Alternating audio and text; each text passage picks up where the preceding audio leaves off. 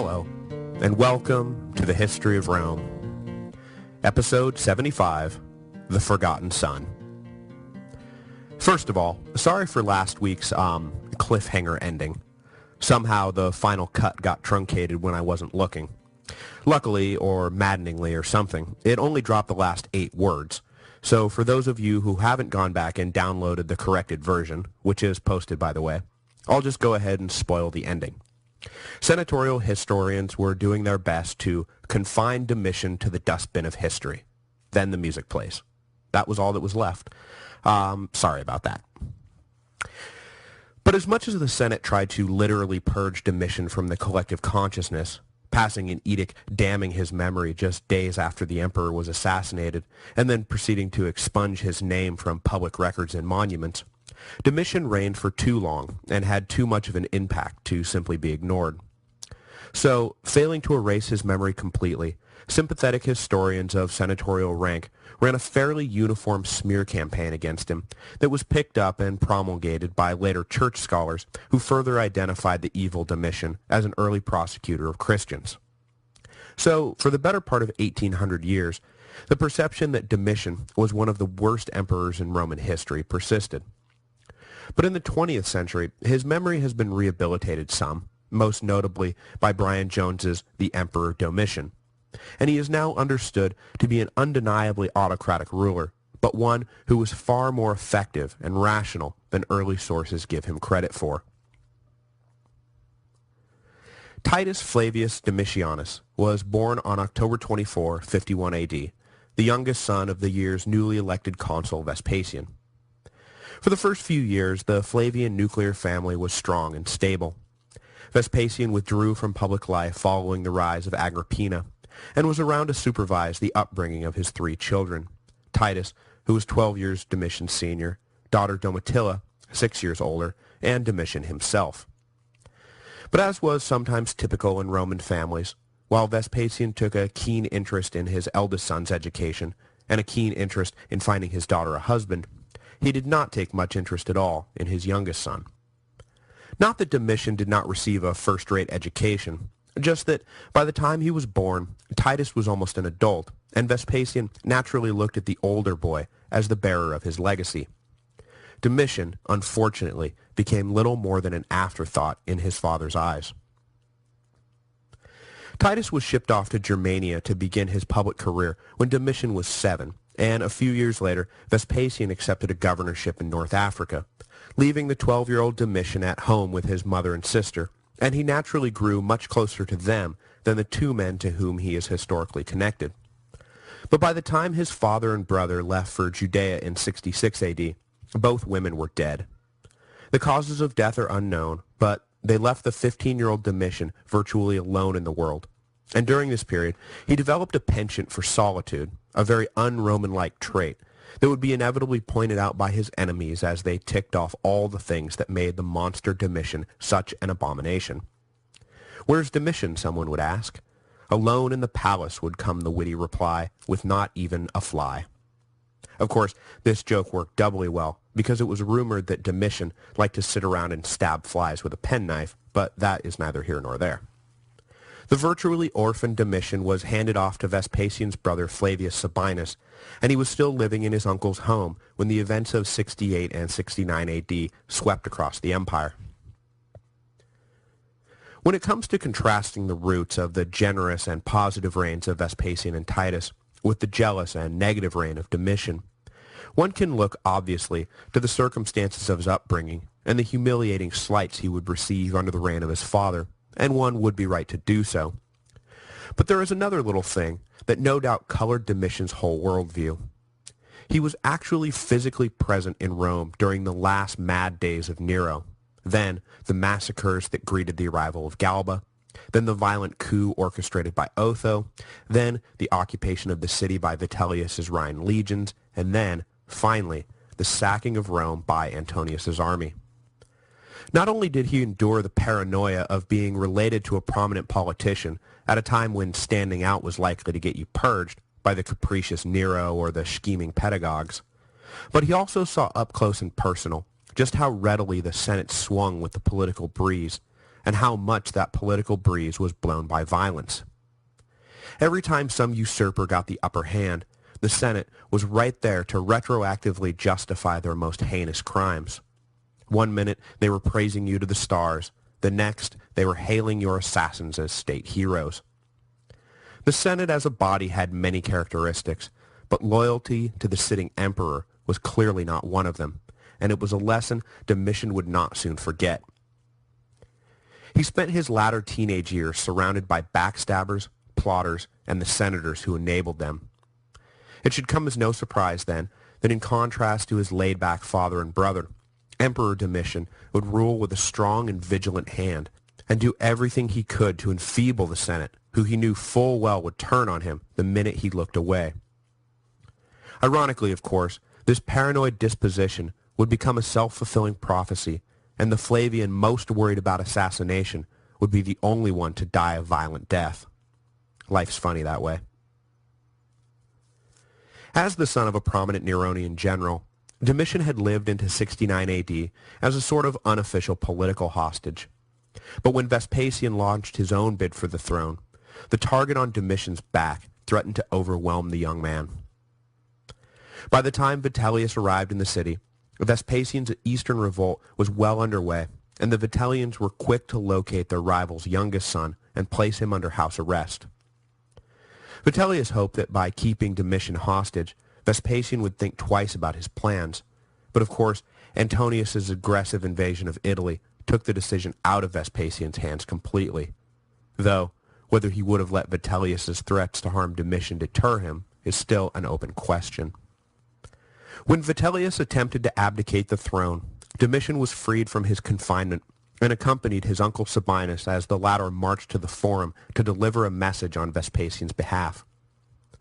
This meant that Domitian was with his uncle when the Flavian entourage ran into the still defiant Vitellians and fought in the ensuing street fight that drove the Flavians up onto the Capitoline Hill. When it was clear that the impromptu siege was not going to end well, Domitian was snuck off the hill dressed as an adherent of the cult of Isis. He slipped into a passing religious procession and escaped the fate of his less fortunate uncle.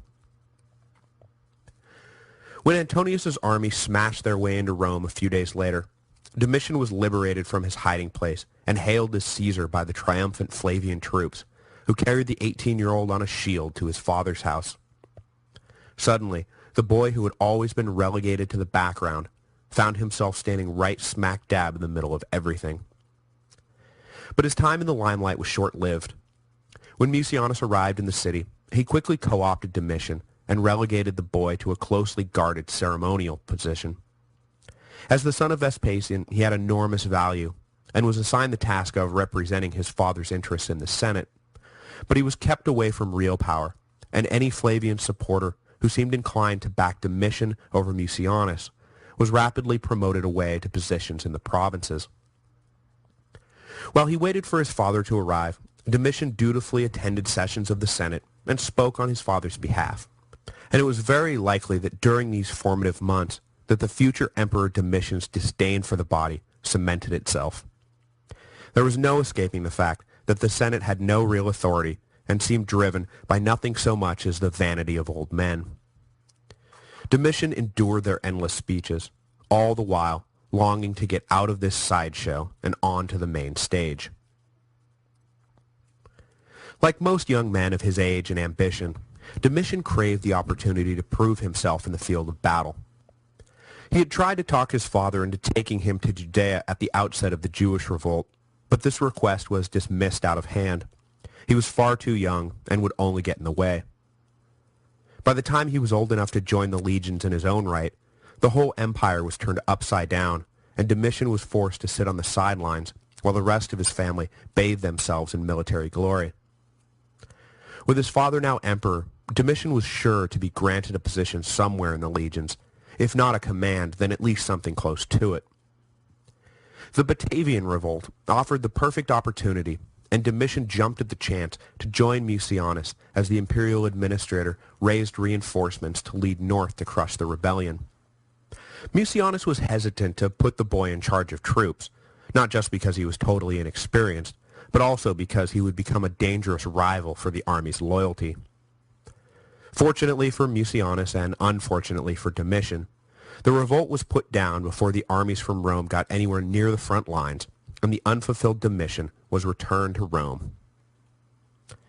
Sensing that Mucianus did not perhaps have his best interests at heart, Domitian wrote a letter directly to the commander of the Rhine legions, who just so happened to be his uncle-in-law, asking for a command, but his uncle essentially ignored the request.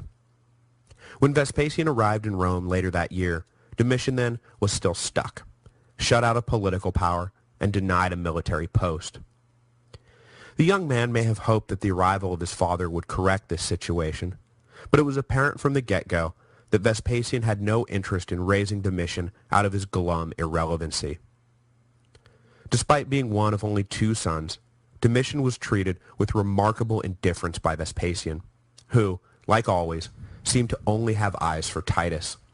In fact, when Titus returned from the east and Vespasian granted his eldest son a triumph, Domitian was forced to trail behind the vanguard led by his father and brother, relegated to the spot reserved for other family members.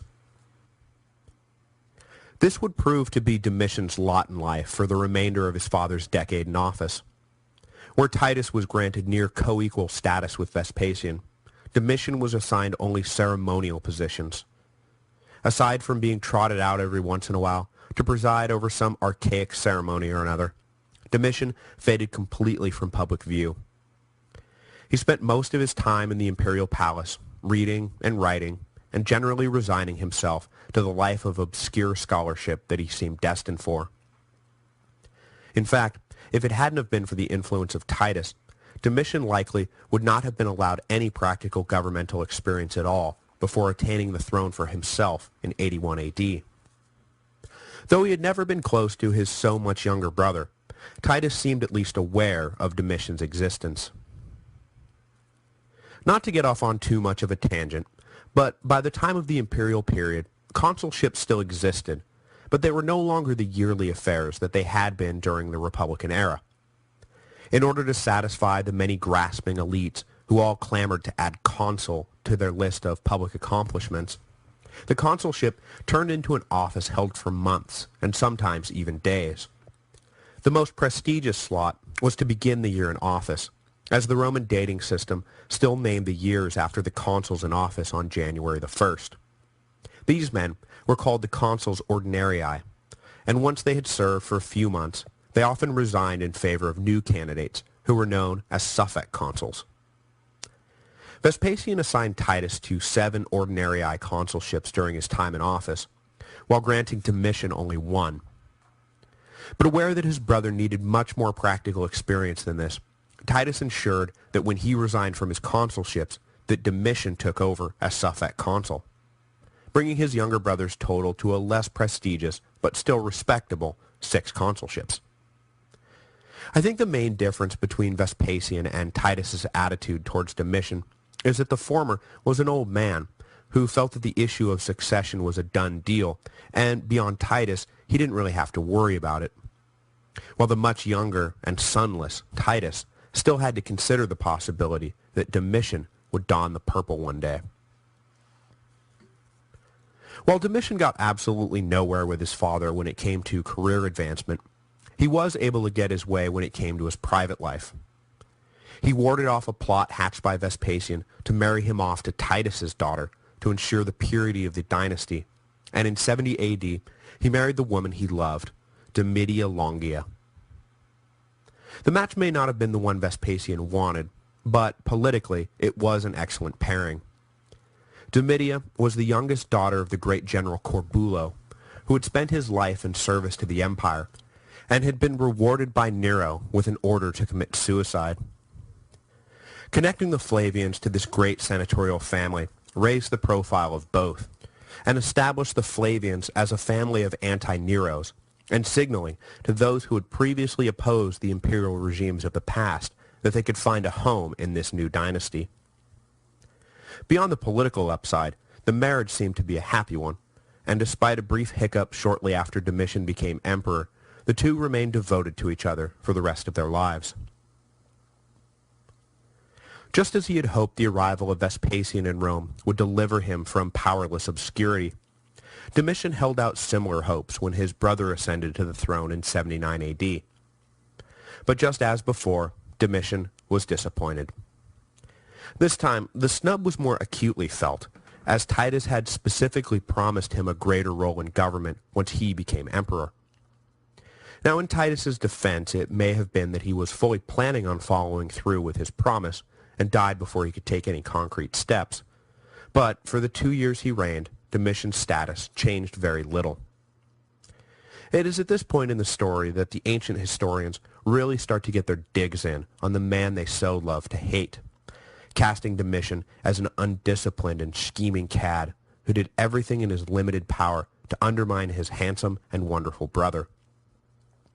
Suetonius even paints a scene in which Titus, after discovering that Domitian has been plotting against his life yet again, confronts his brother and pleads with him to remain an honorable partner, reminding him that at this point he is Titus's chosen successor, so there was no need for shifty violence. Following the sudden death of Emperor Titus, rumors were dutifully handed around that Domitian had a hand in the tragedy, and, even if he hadn't killed his brother, he certainly proved himself to be unworthy of the Flavian name in his conduct immediately following his brother's fatal illness. Rather than taking the time to mourn his brother properly, Domitian instead left the corpse behind and hurried to the Praetorian camp to have himself hailed emperor. However it really happened, and however much he really felt the loss of his older brother, it is true that on September the 14th, 81 AD, just a day after Titus died, Domitian called a session of the Senate and was confirmed as Augustus. The forgotten son of Vespasian was now master of the Roman Empire. As I've mentioned, Domitian arrived in office with a very different idea about how to wield power than any of his predecessors. The Julio-Claudians, even the craziest of them, had always followed in Augustus's footsteps and pretended that the mechanisms of the old republic still had power. Vespasian and Titus had both continued this tradition, not seeing any reason to upset a political apple cart that had so recently been set right. But Domitian had no use for this play acting. His experience had taught him that the Senate was an ineffective partner at best and a dangerous threat to the imperial peace at worst.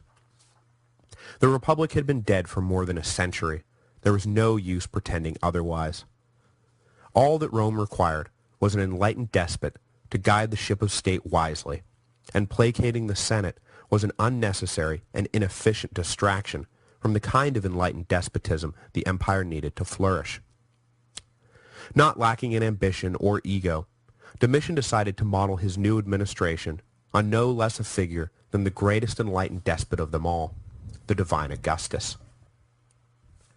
But though Domitian's policies would prove themselves to be clearly Augustan in both scope and quality, in the end, he completely missed the insight that had made Augustus so successful.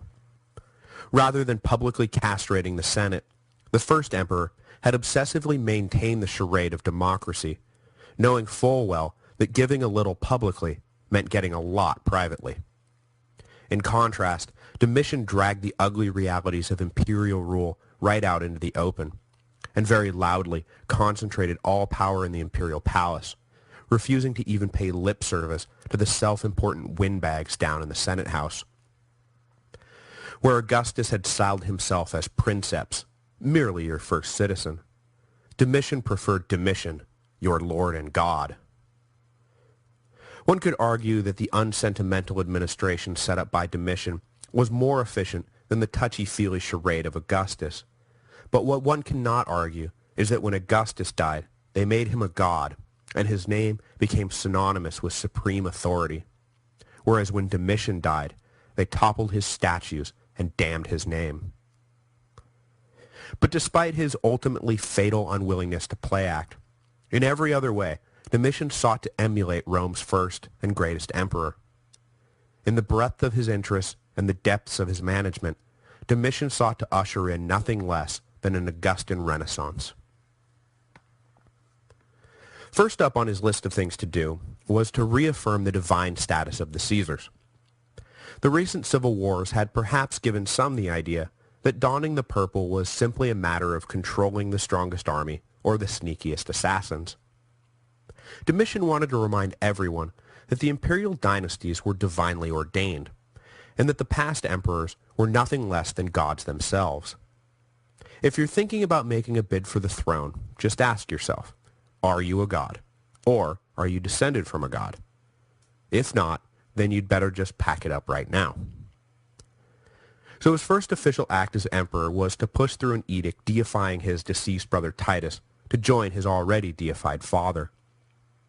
But unlike Titus's push to have Vespasian deified, Domitian refused to submit himself to the plotting of the Senate, who had only approved godhood for Vespasian 6 months after the latter's death.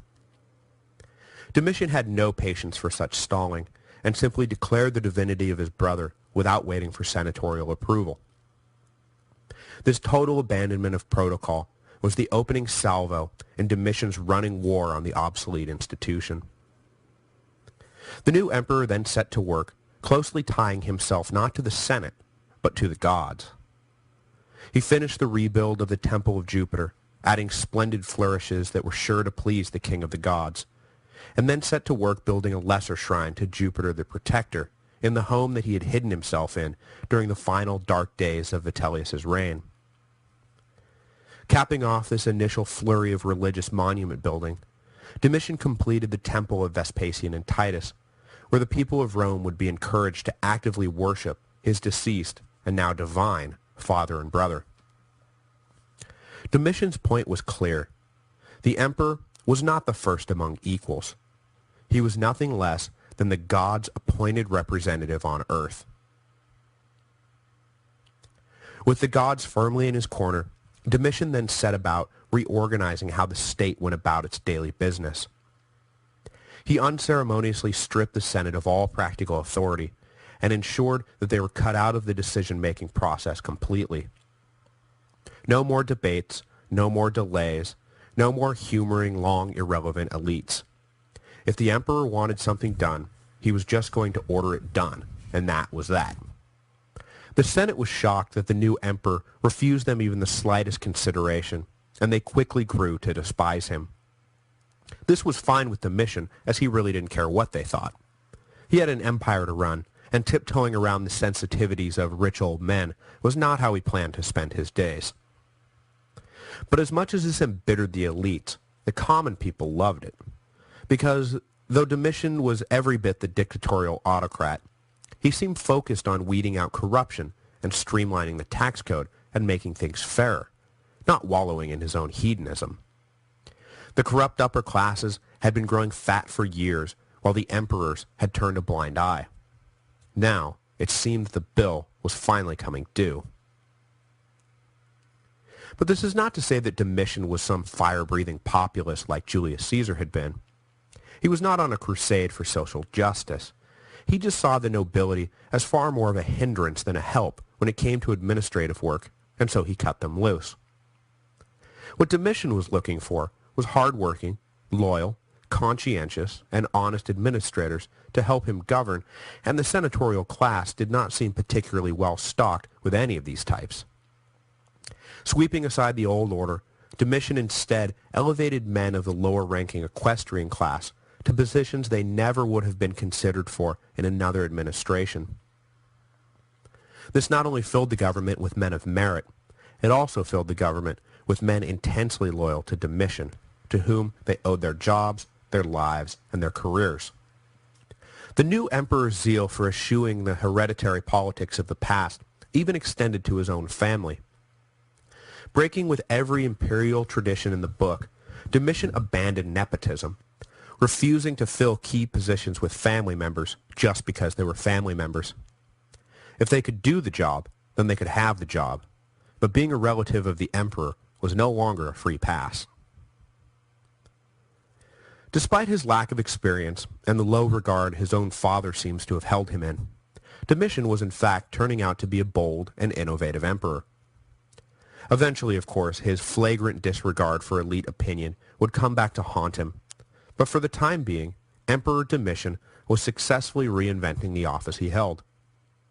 Through his reforms, including his decision to declare himself censor in perpetuity so he could control the senatorial rolls and expel members who opposed him, The seat of power in the empire was now no longer Rome itself. Domitian famously moved around more than any other emperor since Augustus, and wherever he went, he brought the imperial court with him. This subtle shift was a big deal in the politics of the empire. When Tiberius had absented himself to Capri, the politics of the time required him to rely on a man in Rome to run the government. It was understood that while the emperor may have left, Rome was still where the action was. By contrast, when Domitian absented himself to Gaul or to Illyricum or to Moesia, it was understood that power went with him. Next time, we'll get more into what Domitian did with all the power he was so jealously hoarding, and why he was traveling the empire more than any emperor since Augustus. There will be no episode next week, as it is Thanksgiving here in the United States, but we'll be back in 2 weeks, ready to dive headlong into Domitian's everlasting quest for military glory and his ever-annoying need to control every little detail of Roman life.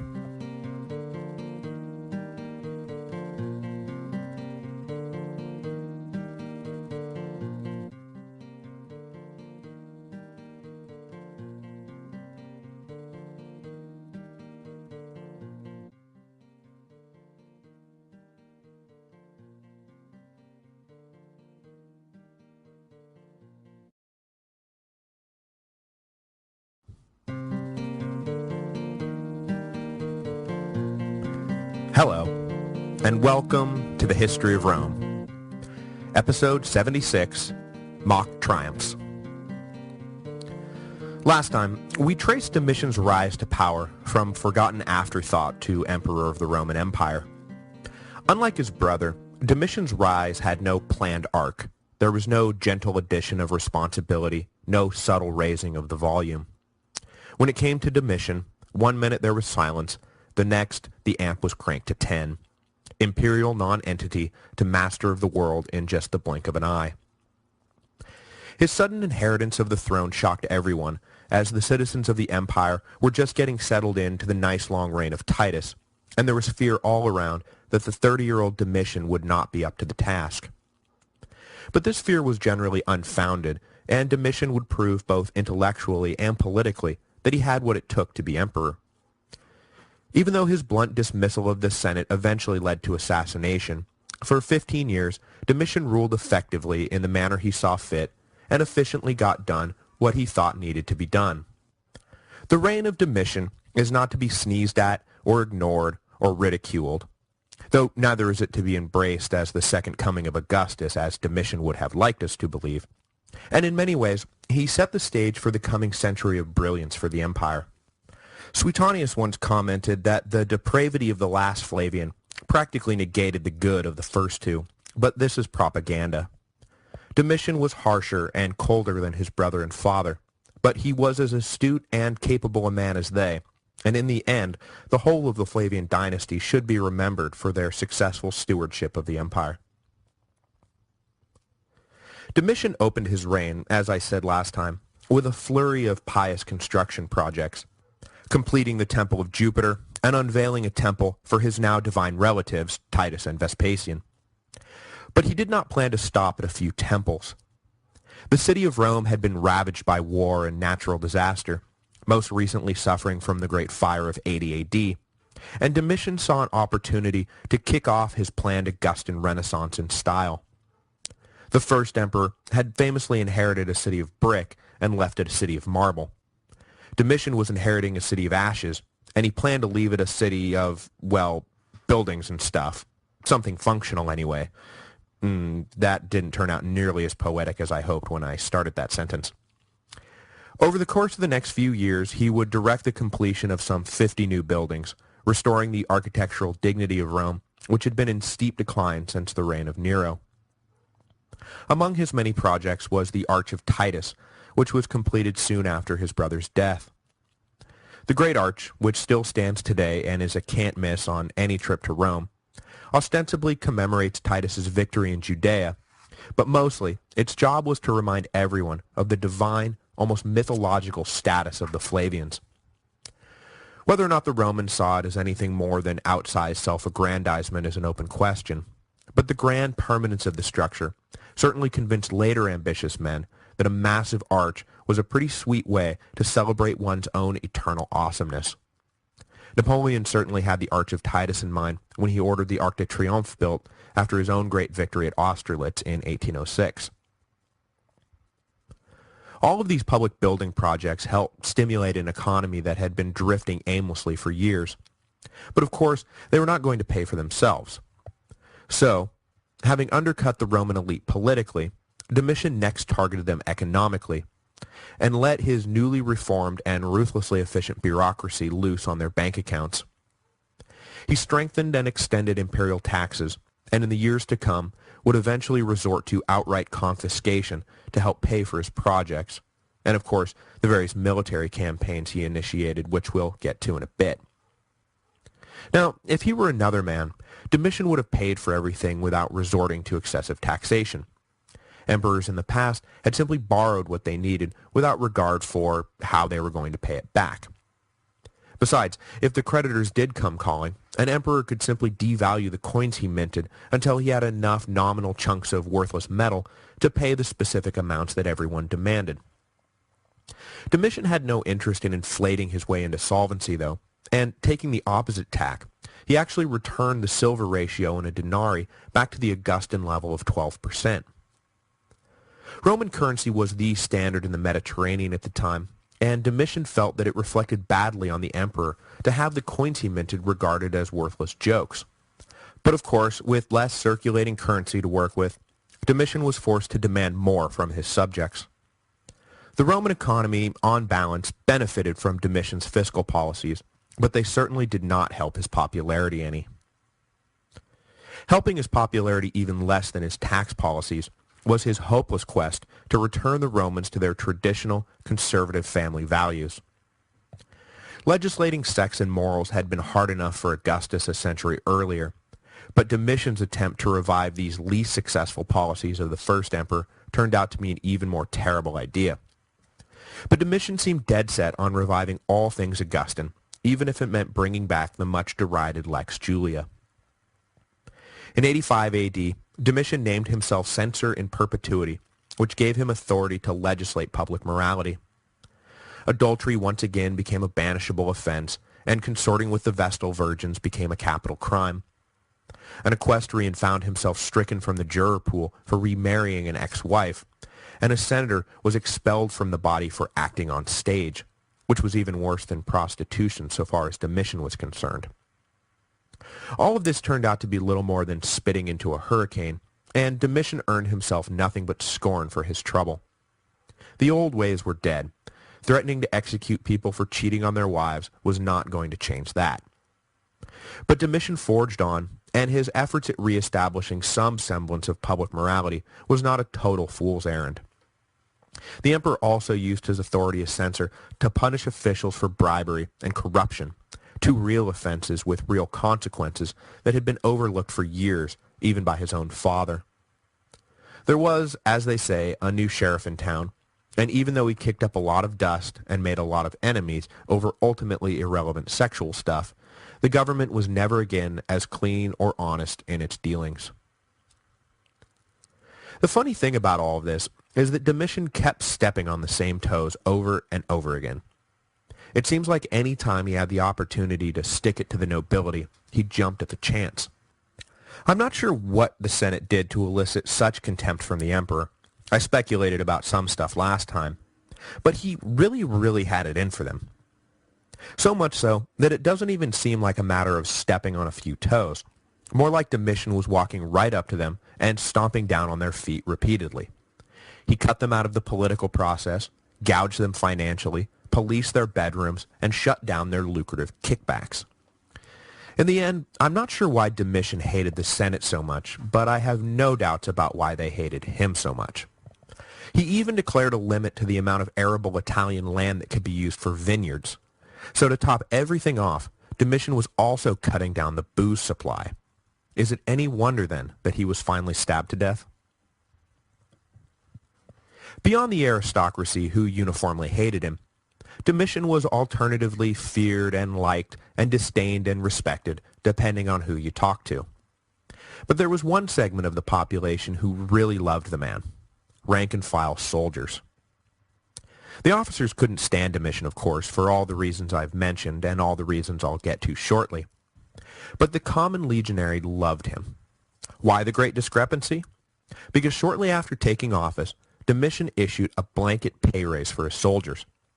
And it wasn't some cost of living increase either. No, the common soldiers saw their paychecks increase by fully 1/3, a mind-blowing sum that earned Domitian their undying devotion for the rest of his reign. The elites could clamor for his head as much as they wanted, but after the pay raise, they were going to have a hell of a time convincing their soldiers to revolt. You want me to fight who? The guy who just gave me a 33% bump? No, I think I'm good, thanks.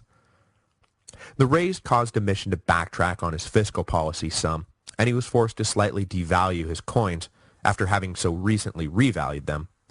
But the compromise was a sound one, and Domitian never really had to worry about the whole army rising up against him. There was a brief revolt of 2 legions in 89 AD, which we'll get to next week, but it was an isolated case and was quickly crushed by the intensely loyal armies that surrounded the malcontents. The pay raise for the soldiers did not come out of nowhere, though. It was part and parcel of the triumphal celebration following Domitian's smashing victory against the Chatti in 83 AD. The fierce Germanic tribe had suddenly risen up in revolt against Rome right around the time Domitian decided that it was high time he cemented his reputation as a great leader with an impressive military victory. It was actually pretty convenient how it all worked out. Domitian just happened to be in Chatti territory conducting a census with a new legion he had recently formed when, for no reason, and in stark contrast to years of peaceful coexistence, the dastardly Chatti attacked, forcing Domitian to defend the honor of the house of Caesar and the majesty of Rome, etc., etc., etc. Convenient. Yes, that's one word for it. Domitian marched around for a year building roads and fortifications in Chatti territory, decided that with winter coming it was high time he declared victory and left, so he declared victory and left. He returned to Rome to celebrate the triumph he had been craving all his life. No one who knew anything about anything believed Domitian had actually done anything to earn the triumph he threw for himself. He had what? Skirmished with some random tribe and built some roads, and now was calling himself Germanicus? But the people loved it. Triumphs mean games, and banquets, and generous handouts. So they cheered their conquering emperor as he marched into the city at the head of his great parade. Domitian cheerfully basked in the glow of his adoring subjects. Never again would he be relegated to the back with the other family members. This was Domitian's time now. Meanwhile, Tacitus, representing the views of the aristocracy, dismissed the whole display as a mock triumph. Real or mock, Domitian capped his celebration by announcing a pay raise for his brave soldiers. That, at least, was real enough. One possible side consequence of Domitian's mock triumph was that Agricola, and yes, thank you for the pronunciation correction, it is Agricola, not Agricola, which, yeah, I agree, sounds like some kind of terrible hippie soda, so I'm sorry about that. Anyway, Agricola was possibly recalled from his post in Britannia because his real military success on the island cast Domitian's victory in a pretty pathetic light. Not long after Domitian's parade, messengers delivered the news that Agricola had defeated the combined Caledonian army of some 30,000 troops and stood poised to capture the entire island. There is no consensus about whether Agricola was recalled out of jealousy or whether it was more like a reward for 7 years' cold, hard service in the north, but one way or the other, Agricola was back in Rome in 85 AD and effectively retired from public life. His had been one of the more successful careers of the first century, and he very nearly captured the whole of Britannia for the Romans. His work would be left permanently incomplete, though, as the legions he had led were soon transferred to the Danube to help fight the growing Dacian menace, which, unlike the Chatti menace, was all too real. The Dacians lived in the Carpathian Mountains on the far side of the Danube and had been stirring up trouble for years. For the first time in his life, Domitian was about to deal with a real existential threat to the empire. His response to the crisis offered a window into how the emperor really felt about war, defense, and imperial security. Whether he handled the situation properly is a matter of ongoing debate, but there is no doubt that the hawkish aristocracy, already chafing under Domitian, your lord and god, were appalled by his handling of the Dacian situation. The thing about Domitian is that he took Augustus's injunction about further conquest seriously, and really believed that the primary function of the legions was now frontier defense. He didn't want to invade Germania. He didn't want to conquer Dacia. He didn't want anything to do with Scotland. He considered these efforts to be expensive boondoggles that would stretch the legions too thin, cost blood and treasure Rome couldn't afford, and ultimately leave the empire weaker and more vulnerable for the trouble. When it came to military affairs, the great legacy of Domitian was not some new territory added to the empire or some great foreign enemy destroyed, but rather the expansion and strengthening of the Limes Germanicus, the frontier fortification network along the Rhine and Danube rivers that kept the northern empire safe from invasion. Eventually stretching to nearly 350 miles, the fortification network grew to include 60 permanent forts and some 900 watchtowers. Domitian would neither begin the project nor complete it, but he was committed to it wholeheartedly and poured money and manpower into the effort. The key line the Limes Germanicus cut was between the upper Rhine and the upper Danube. While the two great rivers offered a natural defense on their own against unpacified tribes, the stretch of land between the headwaters of each was a dangerous weak point for the empire, and Domitian aimed to close that gap once and for all. Though his work would finally be completed by Hadrian, the time and effort Domitian expended was critical and helped pave the way for a century and a half of security along the northern border. But while Domitian's efforts were critical, they were also criticized. High-ranking military officials and their civilian counterparts believed Domitian far too passive in his military strategy. If the empire was to be safe, it needed to defeat its enemies, not build a wall to keep them out. The fight needed to be taken to the source. It was no good to simply sit back until it was too late. What good was a watchtower if it only alerted Rome to an invasion force too strong to repel? Nascent alliances between barbarian tribes needed to be nipped in the bud before they grew into something truly dangerous. Soldiers were trained to fight, not sit on walls staring into space. It was unnatural. The contrast in style came to a head in Dacia, where each side could reasonably claim the actions of the other detrimental to imperial security. Ever since the Year of the Four Emperors, the tribes beyond the northern frontiers of the Danube had grown more and more bold. The Roman world seemed too preoccupied to care about their raids into imperial territory, and with each passing year the tribes, including the formidable Dacians, acted with increasing impunity. They finally crossed the line and got Rome's attention in either 84 or 85 AD, when a Dacian army invaded Moesia and killed the imperial governor. Hot on the heels of his great victory over the Chatti, Domitian personally led a force to Moesia to deal with the unacceptable affront to Rome's honor.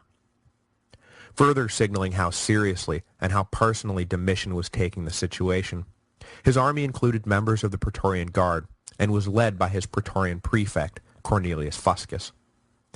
The Roman reinforcements were able to easily drive off the Dacians, who were not about to tangle with an imperial army guided by the emperor himself. By the winter of 85, the Dacians were cleared out of Roman territory, and Domitian returned to Rome to celebrate his second triumph.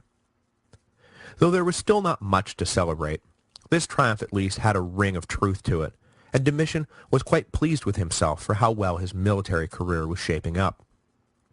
But this second triumph proved to be even more of a mockery than the first. The Dacians were not defeated by a long shot, and when Cornelius Fuscus, on his own initiative, crossed the Danube to mop up the remaining combatants, he led his legions to one of their worst defeats since the catastrophe in the Teutoburg forest.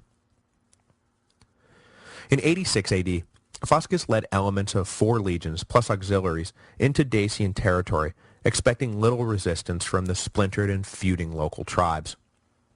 Except that the Dacians weren't splintered and feuding at all. They had been united by a king who was to become known to the Romans as Decebalus, which translates roughly as he with the strength of 10 men. Decebalus saw the Romans coming from a mile away and set an ambush at the narrow pass of Tappi. Fuscus blundered right into the trap.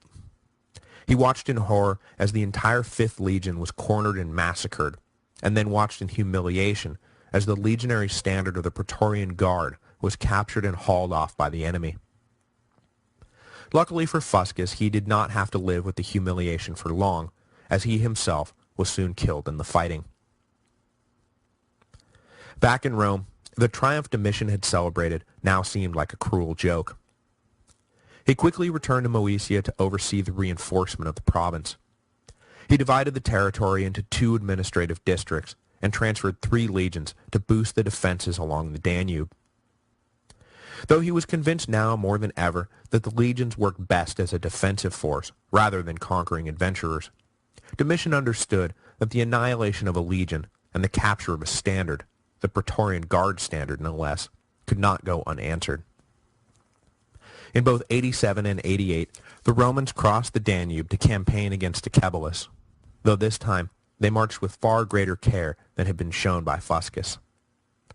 In 88, the Dacians and Romans once again found themselves facing off at Tappi, though this time the Romans did not stumble blindly into any traps, and Decebalus was soundly beaten. All would seem to be well for Domitian and the Romans. Their honor was restored and the enemy beaten. But unfortunately for Domitian, events elsewhere conspired to turn his victory into a bleeding sore. On January 1st, 89 AD, Lucius Antonius Saturnius, the governor of Upper Germania, had had enough of Domitian and led his 2 legions in revolt. With this sudden crisis on the Rhine, Domitian was forced to conclude a hasty treaty with Decebalus that formally recognized Dacia as a client kingdom of Rome. To ensure that there would be no trouble after he left, Domitian accepted a controversial provision that sent money and artisans to Decebalus in exchange for peace. The money and men would be used by the Dacian king to bolster his own defenses and properly equip his growing army. Domitian's treaty had the effect of transforming Roman tax dollars into Dacian swords and putting Romans to work building walls that later Romans would die trying to climb. The officer corps was already grumbling about Domitian's cowardly obsession with roads and watchtowers, but for him to pay off an enemy like that was borderline dereliction of duty. And they had a point. When Trajan decided to eventually crush Decebalus once and for all, he found the task far more arduous than it should have been, because of all the enemy fortifications built with Roman money. For the record, Decebalus did control lucrative gold mines that bought and paid for most of his army, lucrative gold mines that had far more to do with Trajan's decision to invade than abstract notions of defending Roman honor, by the way. But still, the optics of Domitian's treaty were terrible, and the deal with Decebalus soon became a political wound that refused to heal. Next week, we'll start with the revolt of Saturnius, which would prove to be a turning point in Domitian's reign. Prior to the uprising, Domitian was harsh but fair in his use of imperial power, but afterwards, the emperor would become far more paranoid and far more cruel. Though in the end he would execute for treason no more men than the lovable, huggable Uncle Claudius, the last years of Domitian's reign would nonetheless go down in history as a reign of terror. Eventually, a conspiracy of court officials would determine that they had better kill the emperor before he killed them, and on September 18, 96 AD, Domitian finally met the violent end that he had always suspected would be his to meet.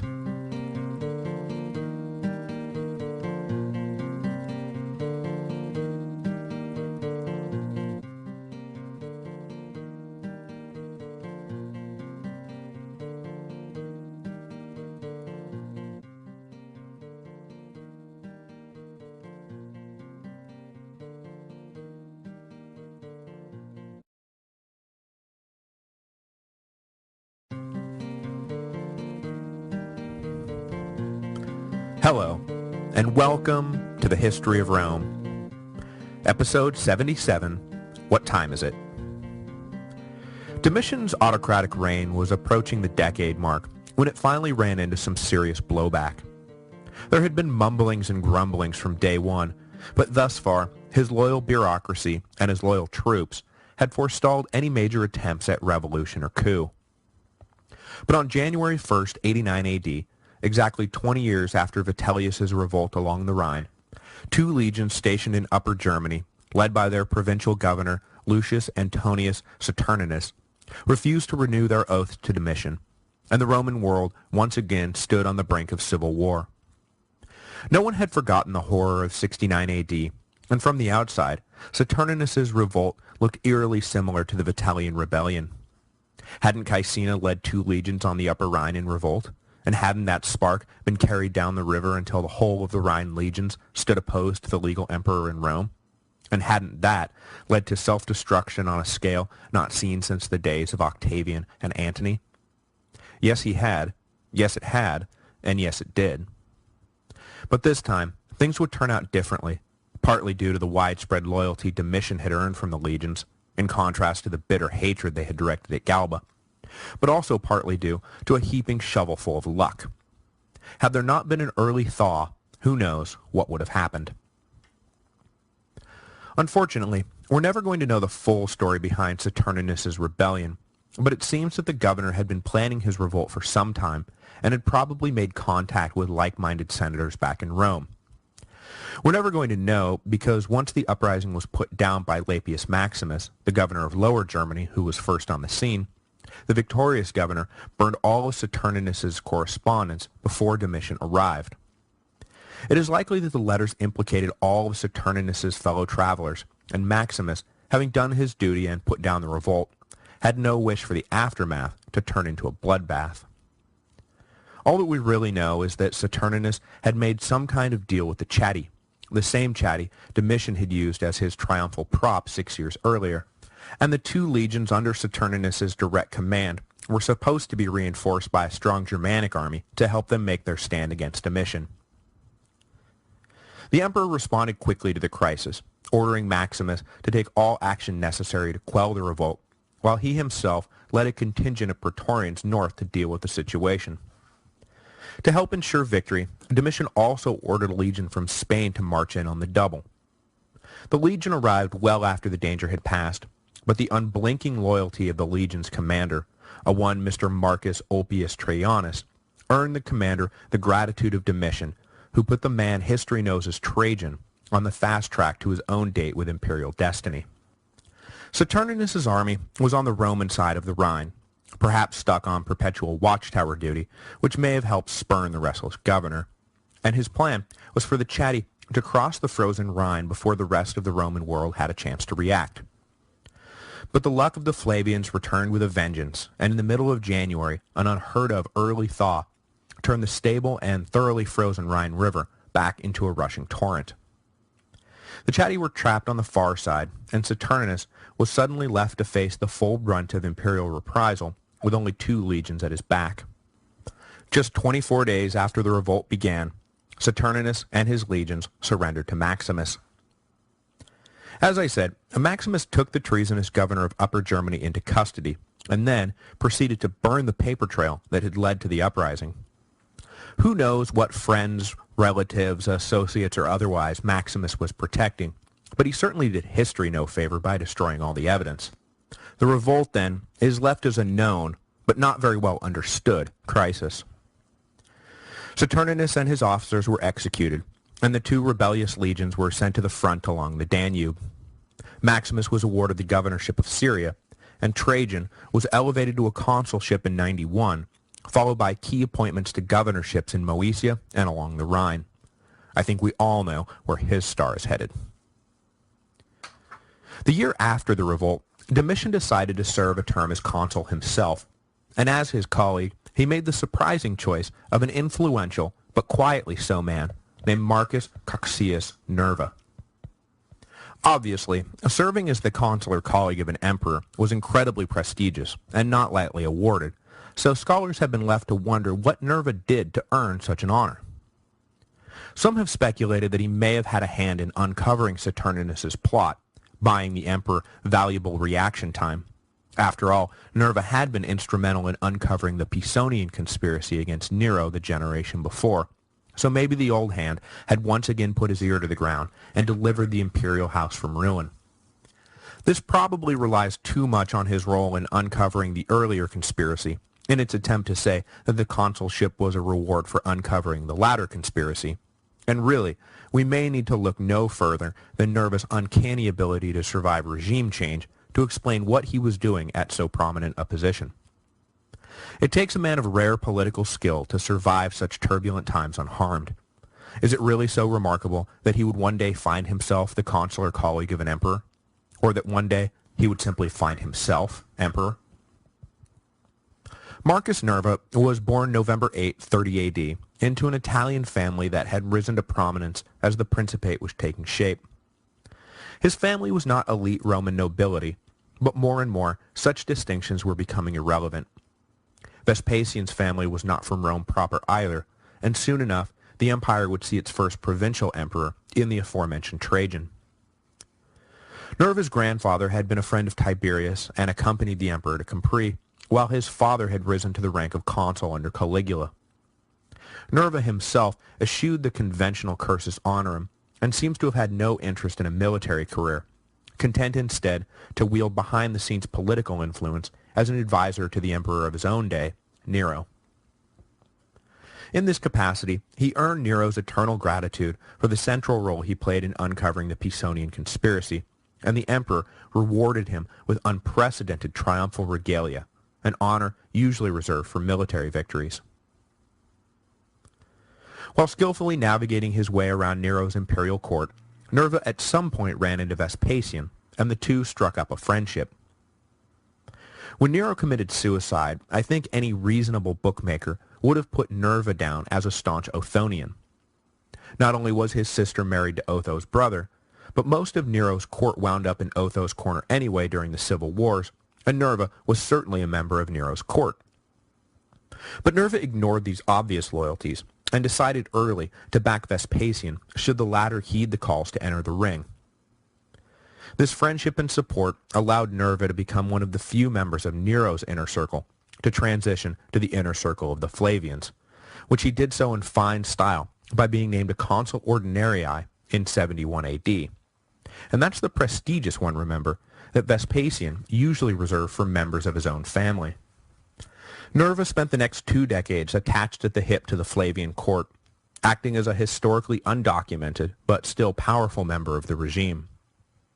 Indeed, after his consulship in 71, he doesn't really pop up again until 90 AD, when he is suddenly awarded the honor of serving as Domitian's colleague in the consulship. We'll probably never know what role, if any, Nerva played in uncovering Saturninus's rebellion, or whether it had anything to do with the consular appointment. It could be that after the failed uprising, Domitian wanted to reassert firm control over the empire, and took as his partner the only man he could trust without reservation. A man who had served as an advisor and mentor since Domitian's lonely days in Rome after being left behind when his father and brother went to fight the Jewish war. After the rebellion, Domitian more than ever needed to surround himself with men he could trust. After all, Maximus had taken it upon himself to burn all the evidence in Saturninus's tent before the emperor and his agents could look at it. Who knows what names would have popped up as additional conspirators, or fellow travelers, or officially neutral but secret nod-winkers.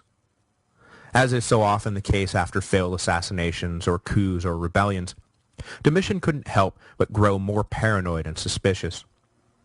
Which members of that senatorial delegation are plotting to kill me? Which of my provincial governors are secretly building anti-imperial alliances? How many of my slaves would stab me to death to earn their freedom? Distrustful by nature, Domitian's paranoia accelerated through the 90s AD. He was not blind to what was happening to him, though, nor was he blind to the public's perception that their emperor was jumping at more shadows lately, and with harsher consequences. The problem, as Domitian saw it, was not that he was paranoid for no reason, but that he had every rational right to be paranoid because conspiracies did exist against his life that needed to be uncovered. Suetonius reports that Domitian lamented angrily that no one believes in murderous secret plots against the emperor unless the emperor turns up dead. Domitian was caught in a trap and he knew it. Stay vigilant and be accused of paranoid tyranny, or lighten up and die. A prudent survivor, Domitian decided he could live with the former if it meant that he would live. After the events of 89 AD, then, there was a sharp uptick in treason trials, the old imperial weapon of last resort that had been abandoned by his father and officially outlawed by his brother. It would be neat and clean to say that the revolt caused Domitian to revive the practice, but over the course of his reign, he had already killed a handful of senators for treasonous activities, and his decidedly reactionary take on free speech had dramatically increased the scope of what would be considered treasonous activities. This is why we can only say that the 90s AD saw Domitian's paranoia increase, rather than say that the 90s AD is when it began. In the last 5 years of his reign, though, Domitian killed about 20 men of senatorial rank and confiscated the property of dozens more. Banishments and executions came with disturbing regularity, and it was during this time that Domitian's reputation as a bloodthirsty tyrant was really cemented. To a man, the Senate feared and loathed him. Some were afraid of being falsely accused or being deliberately set up by personal enemies, while others were afraid that their very real attempts to overthrow the emperor were going to be discovered. Domitian, meanwhile, was stuck trying to sort through rumors, innuendo, and vague shreds of evidence, convinced that every day might be his last if he didn't get to them before they got to him. It was, simply put, a bad time all around for everyone. In 96 AD, Domitian finally struck too close to home, and his own court officials turned against him, determining that none of them were safe as long as Domitian remained alive. Supposedly, this last plot was hatched after Domitian executed one of Nero's old freedmen, who had once upon a time helped Nero escape the palace and then helped the outlaw emperor commit suicide. Citing the crime of not doing enough to protect his former master, Domitian had the freedman killed, even though the man had been serving as an imperial secretary for years. The convoluted rationale and cross-loyalties in the story cast doubt on how much of this version of events is true. Whether or not the man actually returned to imperial service, for example, or really whether Domitian had him killed at all. But his alleged death is cited by Suetonius as the catalyst for Domitian's chamberlain Parthenius to organize an assassination in 96 AD. Most of who knew what remains pure speculation, but the three men we know for sure that were in on the plot were Parthenius himself, his freedman Maximus, and an attendant to one of Domitian's nieces named Stephanus. Maximus was to be the inside man in the palace, making sure that the right doors were locked and the right doors were unlocked, and making sure that on the day of the deed, the sword Domitian kept under his bed would be removed. Stephanus was to be the actual assassination, and in preparation for his attack, he faked an arm injury so everyone would get used to seeing him around with his arm in a sling. With his presence in the palace never suspicious, as he was in the direct employ of the imperial family, and his injured arm now old news to the Praetorians watching over the emperor, Stephanus was able to then hide a dagger in the bandages and come and go as he pleased. The legend then goes that Domitian had long been particularly agitated around noontime, as an astrologer had once told him that that was the time of day that he was destined to die. So he was in the habit of constantly asking what time it was until the hour of his demise passed, so he could relax and go about his business without the fear of death hanging over his head. But on September 18, one of his servants, who was in on the plot, lied to the emperor and told him it was well past noon, when it was in fact just reaching that hour. Content that he was going to live at least one more day, Domitian let down his guard and retired to his personal quarters to sign some paperwork. When Stephanus arrived and demanded an audience with the emperor, claiming that he had uncovered a plot against the emperor's life, Domitian let the boy in to hear what he had to say, unaware that the plot Stephanus was about to reveal was, the one he was planning to execute right then and there. Once he was close enough to the emperor, Stephanus pulled the dagger out of his sling and stabbed Domitian in the groin. But Domitian was not going to be an easy kill, and having survived the initial attack, he managed to fend Stephanus off for several minutes before further accomplices rushed in and overwhelmed the wounded emperor.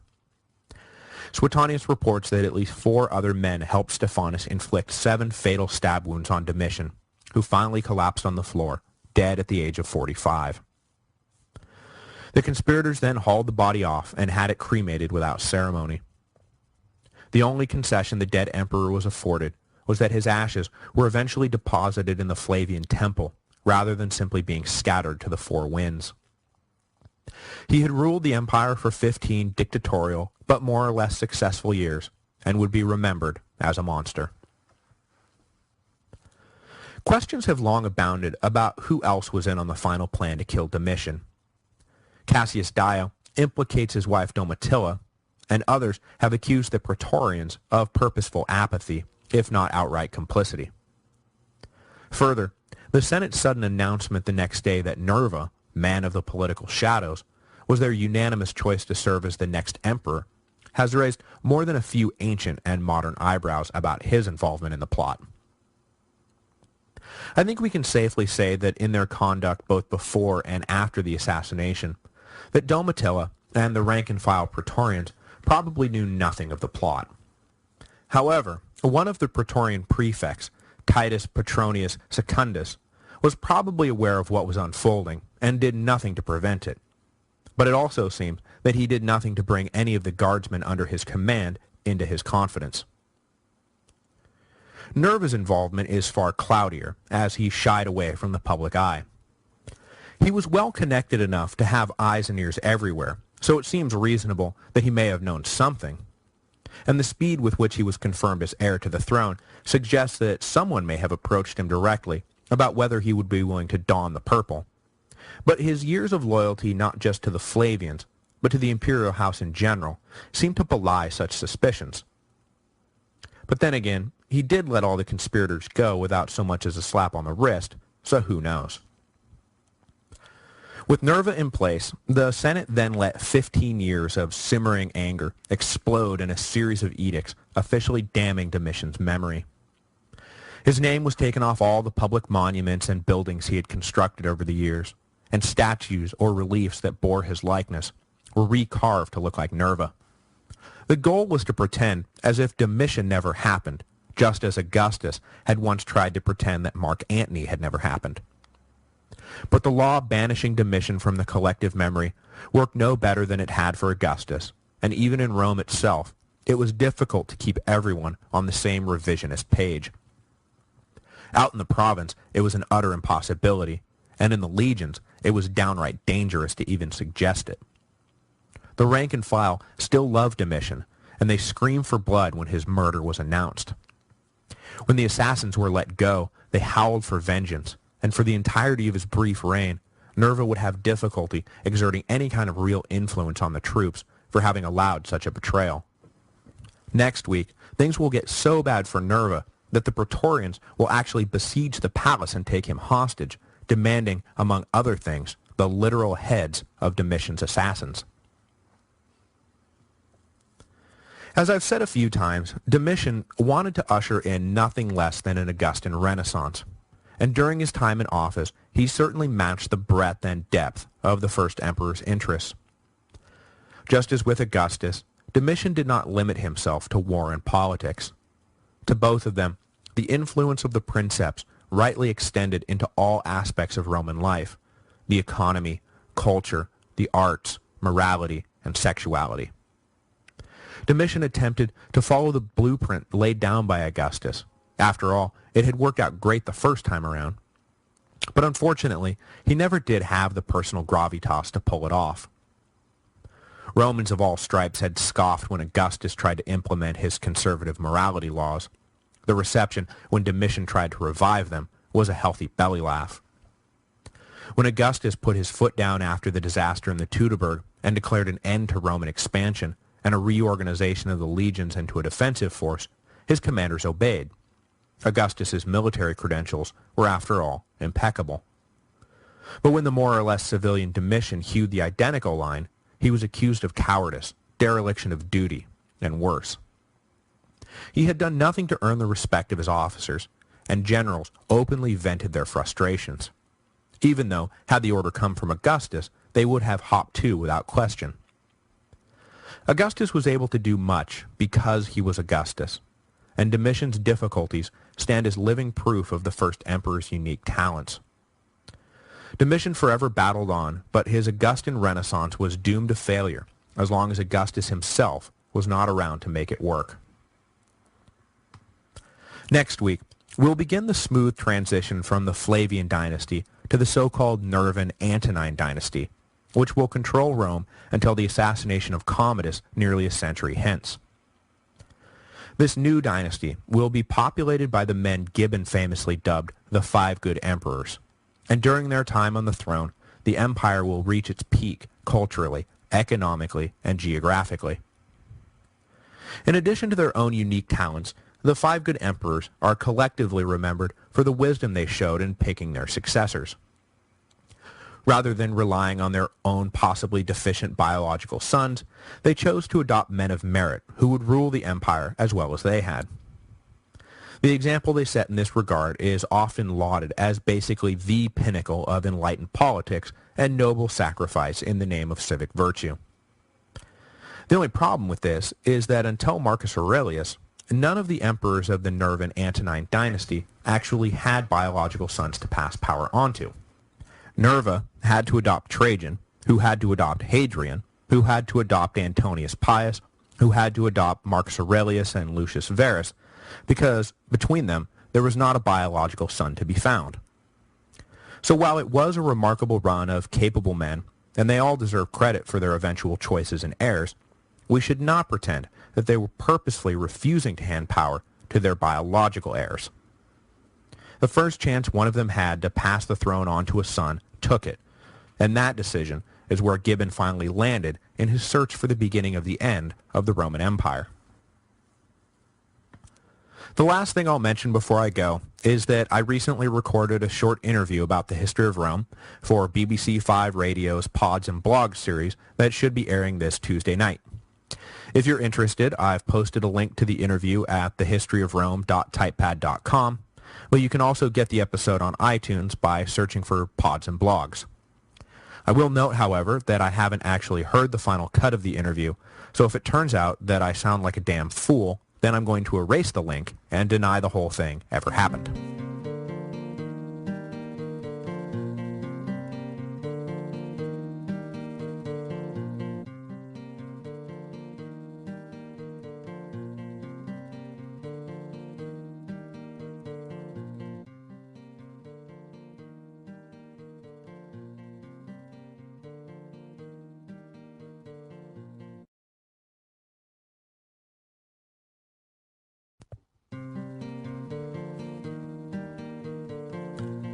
Hello, and welcome to the History of Rome.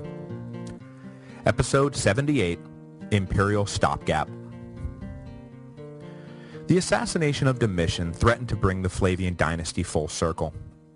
Political chaos and its bosom buddies, violence, destruction, and death, had brought the family to power 25 years before, and now, with no heir to speak of, the sudden murder of the emperor stood ready to open the door to another round of bitter civil war. But no one had forgotten the horrors of 68 and 69 AD, least of all the Senate, and the elites in Rome moved quickly to find someone, anyone to rally behind before the provincial general started dreaming imperial dreams. But finding the perfect candidate would not be easy.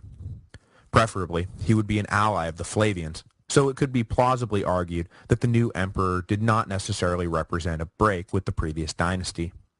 He should also be an older man, so that if, in their haste to find a successor, they picked a bad one, at least they would not have to live with their mistake for long. And if they could scrounge up a childless old man, that would be best of all. Everyone agreed that finding an emperor now was the most important thing, and that unanimity was needed to make the choice stick. But unanimity now could be achieved best if every senator could imagine that his own preferred candidate would eventually be adopted by whatever old childless man they brought in now. Finally, since they had just chafed for a decade and a half under Domitian, it would be best if they brought in a man without strong military credentials or an independent political base. The Senate wanted back in the game, and they weren't going to get back in if they brought in someone who could just go right back to ignoring them. All of these parameters were cross-triangulated, and the man whose name popped up was longtime imperial advisor Marcus Nerva. Past 60, the staunch Flavian was old enough not to last too long on the throne, had no sons to pass power on to when he died, had spent his life avoiding the political limelight, and had no military record to speak of. He was the perfect stopgap answer to the question of succession. Nerva would buy the political establishment time to work through their rivalries and alliances peacefully, without needing to resort to violence. Nerva had never even hinted that he wanted the job, but he too remembered the year of the 4 emperors. Within hours of Domitian's death, he accepted the Senate's acclaim. If it meant keeping the peace, the man who had spent his life in the shadows was more than willing to step into the light. At this point, the Senate was quite pleased with itself. They had just fired their first shot in a bid to emerge from the political wilderness, and it felt good. Since the dawn of the Principate, their role in the succession process had always been to rubber stamp decisions that had already been made, whether by the previous emperor, the Praetorian Guard, or the legions in the field. For the first time, the Senate, all on its own, was choosing the man who would rule the empire. The reign of Domitian was unquestionably the nadir of senatorial power, and now that he was dead, they believed that they were rapidly approaching a new zenith. In his initial pronouncements, Nerva did not disappoint on this front. He declared an end to treason trials and promised a blanket moratorium on executions of men of senatorial rank. He freed Domitian's political prisoners, returned confiscated property, and recalled dozens from exile. Having undone much of Domitian's damage, Nerva then went further and vowed to bring the Senate back into the political fold. They would no longer be a social club without purpose or responsibility. Nerva promised them active participation in his administration. The Senate, to say the least, was flying high. But all was not well in the empire as a whole. The Senate had never been a good barometer of anything other than what extremely rich men in Rome thought about things. It was a sure bet that if a man was the Senate's preferred candidate, then he was going to run into difficulties elsewhere. And indeed, all the things that recommended Nerva to the Senate caused him problems everywhere else during his 16 months in power. Being old and childless was not necessarily a problem, but his total lack of military experience and the fact that the public at large had no idea who the heck he was, yeah, those things were going to come back to haunt him. Political power is a zero-sum game, so while the Senate gloried in having chosen Domitian's successor, the 2 other institutions that had grown accustomed to having the final word on such matters, the Praetorian Guard and the provincial legions, developed quick and healthy grudges at having been left out of the process. Nerva then exacerbated the situation by letting Domitian's killers go free, a move that the Senate applauded, but the troops hated. When Domitian's loyal soldiers heard the news that the only punishment handed out was the dismissal of Secundus as Praetorian prefect, they couldn't believe their ears. Nerva attempted to placate them with a generous donative upon ascending to the throne, issued to both the Praetorians and the rank-and-file soldiers, but it was not nearly enough to dampen their outrage. Here was some random, probably corrupt, puppet of the Senate, thinking he can just murder our emperor and then drop a few coins around and make everything all better? Who the hell did this guy think he was? Does he even know which end of a sword to hold? For the rest of his short reign, Nerva would barely even try to exert influence over the legions, and his relationship with the army could never be described as anything better than strained. The new emperor did somewhat better with the public at large, but his quest for popularity led the empire into shaky financial territory that would only really be resolved by the sound policies of Trajan, who was a firm believer in the seize your neighbor's massive gold and silver deposits to pay for everything school of economics. It wasn't that Nerva started out as some delusional tax cut and spend executive, but eventually that's where his policies took him. He wanted to ease the heavy tax burden Domitian had saddled the empire with, while simultaneously expanding social welfare programs, which, doesn't usually add up to fiscal success. For a man who was not exactly known outside the halls of the imperial palace, Nerva was acutely aware of the need to generate some goodwill, and fast, and he kicked things off in fine style by announcing a one-time bonus payment of 75 denarii per citizen to celebrate his ascension to the throne. He then went further and began using imperial money and property to extend land grants to the poor and lower middle class. Then, over the course of his first year in office, he tried to alleviate the heavy financial burdens Domitian had laid upon them all by exempting rich and poor alike from various tax schemes Domitian had dreamed up. Everyone was starting to dig the new guy. Lower taxes and more stuff is definitely a recipe for political popularity, and Nerva was just getting started.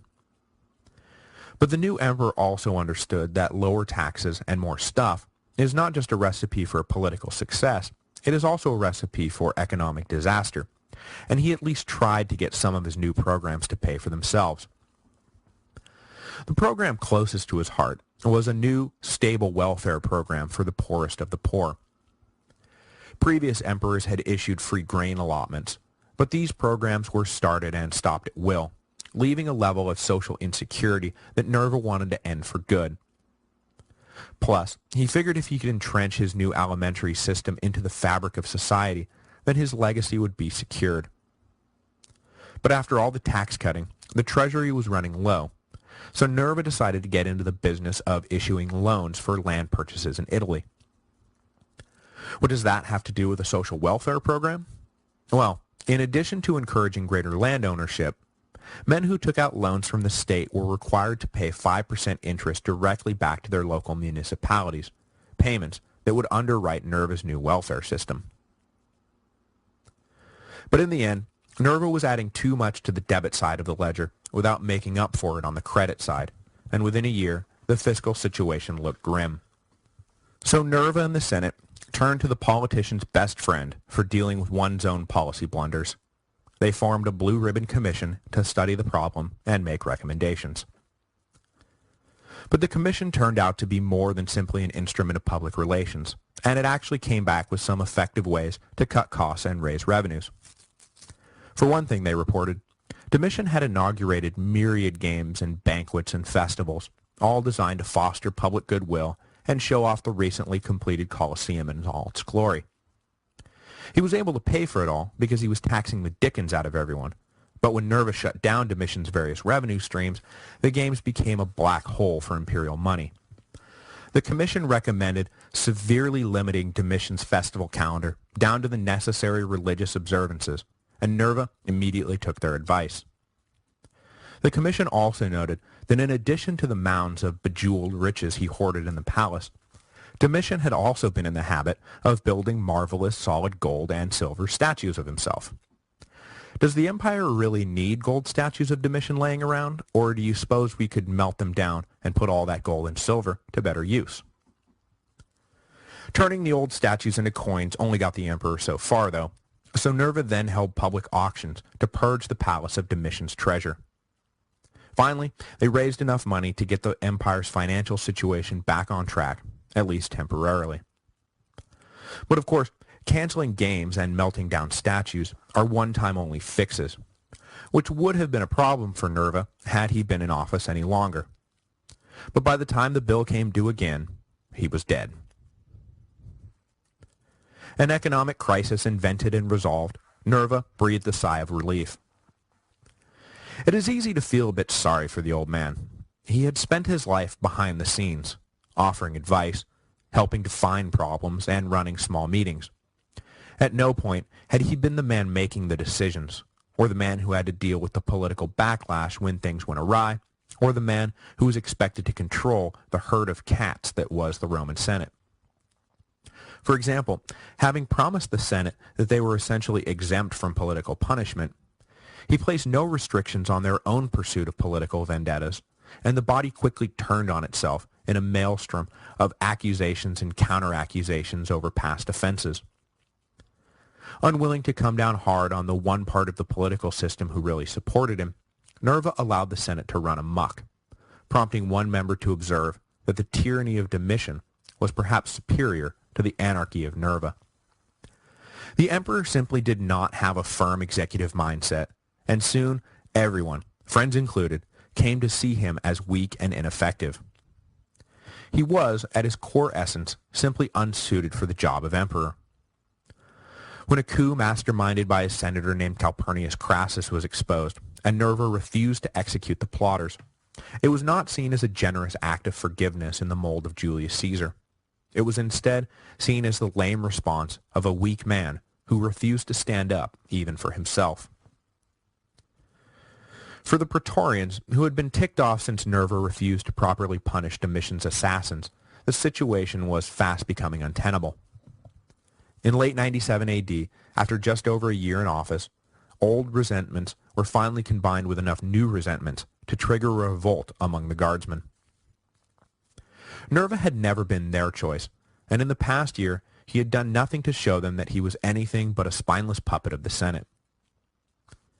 But they were not interested in hacking their emperor to pieces, at least not yet, as he was obviously not a madman like Caligula or Nero.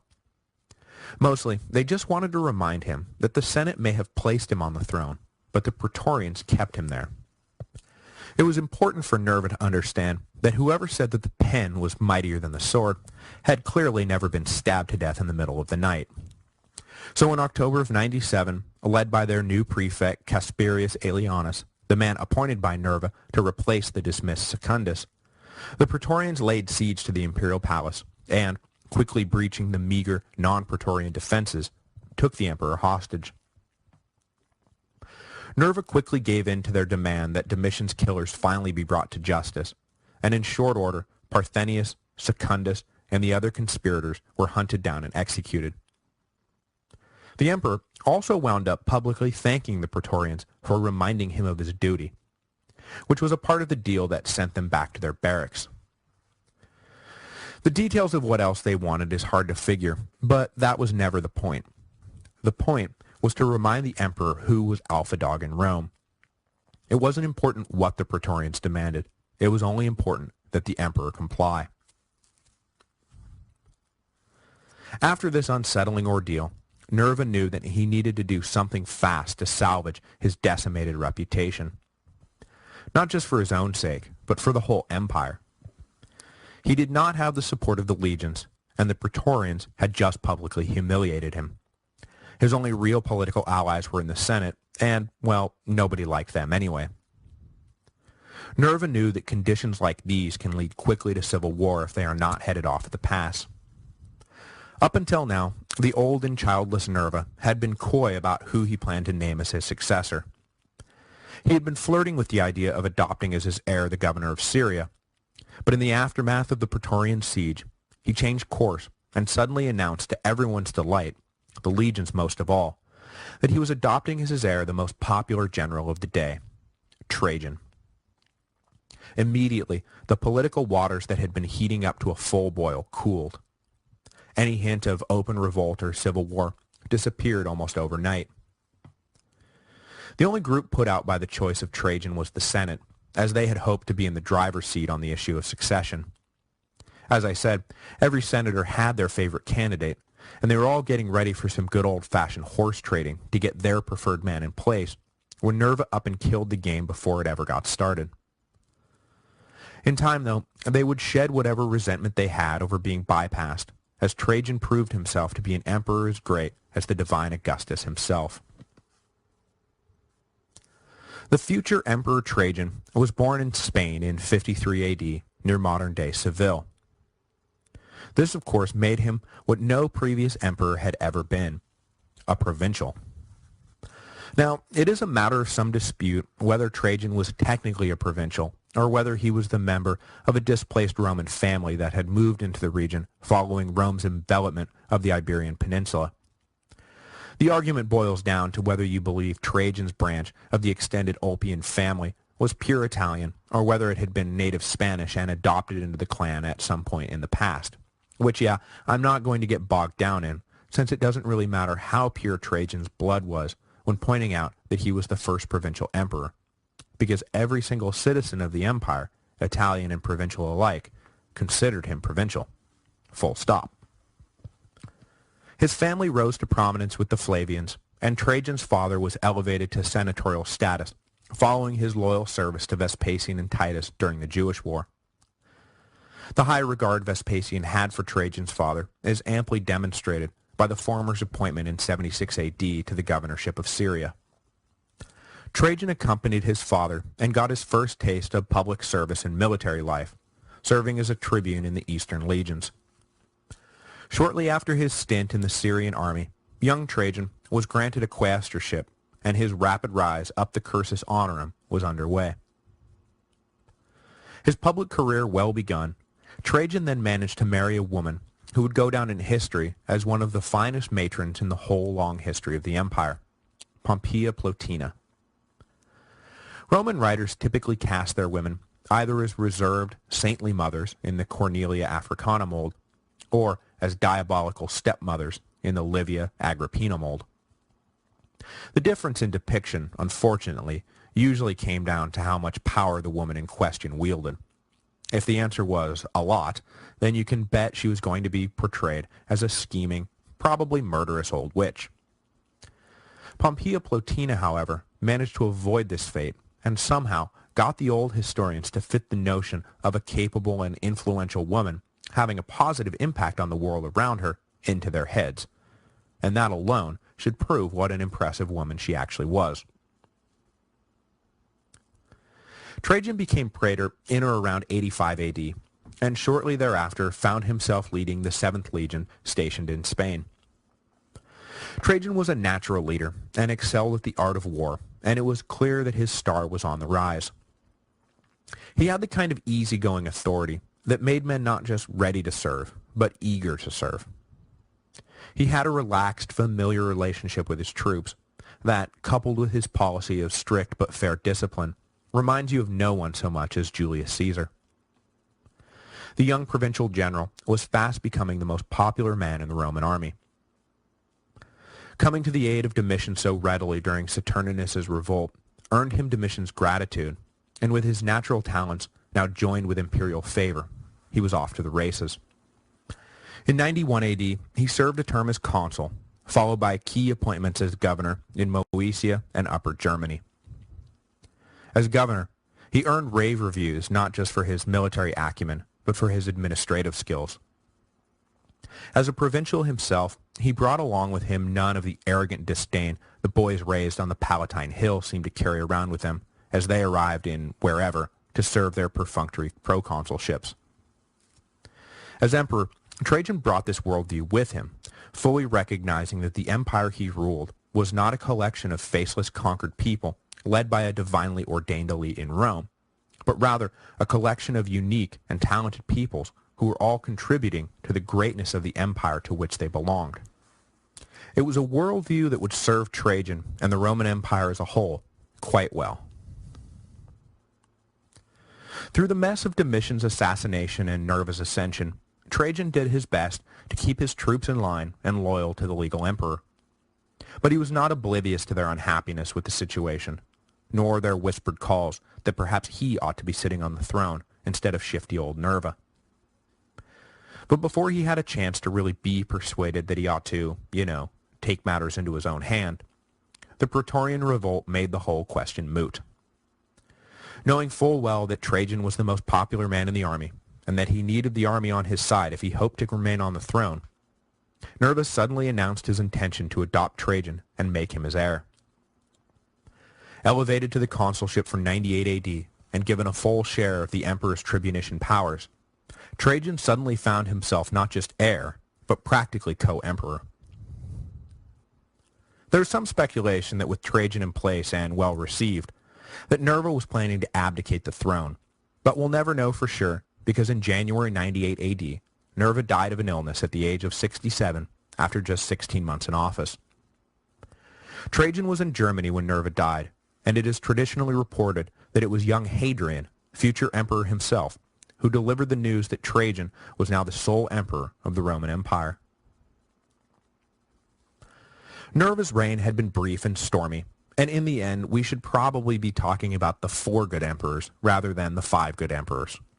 But as a temporary stopgap to fend off civil war, he did just fine. His alimentary system did entrench itself as a cornerstone of the enlightened despotism that defined his successors, and whatever damage his economic flailing did was short-lived as Trajan soon solved the empire's money problems. So Nerva's personal legacy was a mixed bag that did some long-term good, but no real long-term damage. But of course, he will always be remembered as one of the 5 good emperors, because his chosen heir turned out to be Trajan, who is consistently ranked either second or third, depending on what you think of Constantine, on the list of greatest emperors of all time. So Nerva stuck the landing on the most critical decision of his reign, and for that alone, we shouldn't kick him around too much. When we come back, we'll begin the reign of Trajan, who, as I said, is widely considered one of the best emperors in Roman history. A military man at heart, he would leave Augustus's injunction against further expansion in the dust and push the empire into heretofore unconquered territory, bringing back with him riches that would fund a century of Roman brilliance.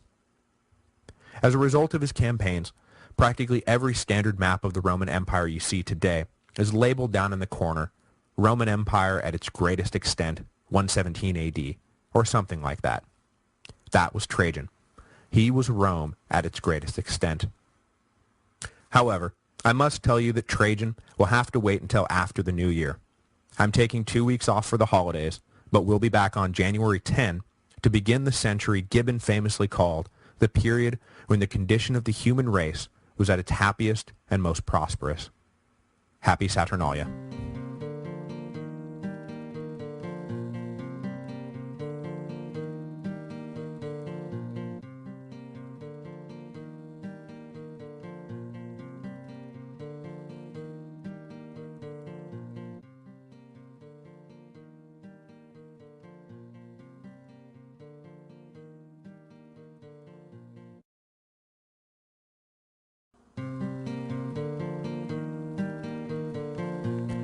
Hello, and welcome to the History of Rome. Episode 79, The Dacian Wars. When Nerva died in January of 98 AD, news of his death generated as much relief as it did sadness. We know from last time that Nerva was no egomaniacal, despotic monster whose death was eagerly anticipated by friend and foe alike, but neither was he seen as the best man for a very difficult job. The best man, everyone agreed, was Trajan, and from the minute he had been adopted, the death watch began on Nerva. The sooner the old emperor died, the sooner imperial authority would be back in the hands of a man who would know how to use it properly. So when Nerva slipped his mortal coil, just months after naming Trajan heir, everyone agreed how nice it was that the old man had not dragged things out. Rome would again be ruled by a proper emperor, not a political fixer in over his head. The crazy thing about Trajan is that in his almost 20 years in office, he actually managed to exceed the high expectations everyone had for him. And after his death, every subsequent emperor would ascend to the throne blessed by the ceremonial prayer, "May he be luckier than Augustus and better than Trajan." There was no drama surrounding the succession, as he had already been entrusted with most of the important powers that collectively made up official imperial authority. In the few months between his adoption and Nerva's death, the two men resembled colleagues far more than they resembled present ruler and future heir. As I mentioned last time, there is even some speculation that Nerva was planning to abdicate the throne as soon as Trajan was settled into his new position, but died before he had the chance to. Some wanted Trajan to take over completely right away, but the general declined to even return to Rome during the brief time he and Nerva shared power. Perhaps it was just that he was too busy monitoring the situation on the Rhine, but it could also be that he understood all too well that he would utterly overshadow Nerva should he return to the capital, and out of professional courtesy, he stayed away to let Nerva serve out his term with honor. I would believe either explanation, but his well-documented political humility and respect for the pride of proud men makes the latter an enticing conclusion. But then again, he would be emperor in his own right for more than a year before he finally did make his way to Rome, so it could be that he really was just too busy ensuring the security of the northern border to come back to the capital for some speeches and religious ceremonies. Careful attention to the real responsibilities of office, as opposed to the lavish trappings of power, was another of Trajan's character traits that endear him to everyone, ancient, medieval, and modern alike. Like I said, Trajan spent most of his first year in office traveling the empire's frontier, first along the Rhine and then the Danube. Mostly satisfied with the defensive fortifications Domitian had put in place, Trajan eventually arrived in Moesia, the province opposite the kingdom of Dacia, where he paused, studied, and concluded that war north of the Danube was inevitable. As a career military man, he was well aware of the fury among his peers at the peace treaty Domitian had signed with Decebalus, and now the new emperor was witnessing firsthand the fruits of that poison tree. The money and material Domitian had sent to Decebalus was supposed to be used to bolster the Dacian border facing away from Rome, to help the new client king fulfill his responsibility as a buffer against the uncivilized tribes beyond the frontier. But Trajan's scouts reported back to him that Decebalus had actually built a substantial fortification network facing south, towards the Roman provinces. The implication of this fortification network was all too clear. Decebalus was clearly anticipating future hostilities with Rome. The only question was when the next war would break out. But Trajan was a patient man. While he immediately apprehended that he was, at some point, going to invade Dacia, he knew that he couldn't just go flying off half-cocked. While the situation in Dacia was going to come to a head eventually, it did not look ready to explode just yet. Undertaking an invasion on the scale he envisioned was going to take careful planning, but most of all, it was going to take a solidified political position at home.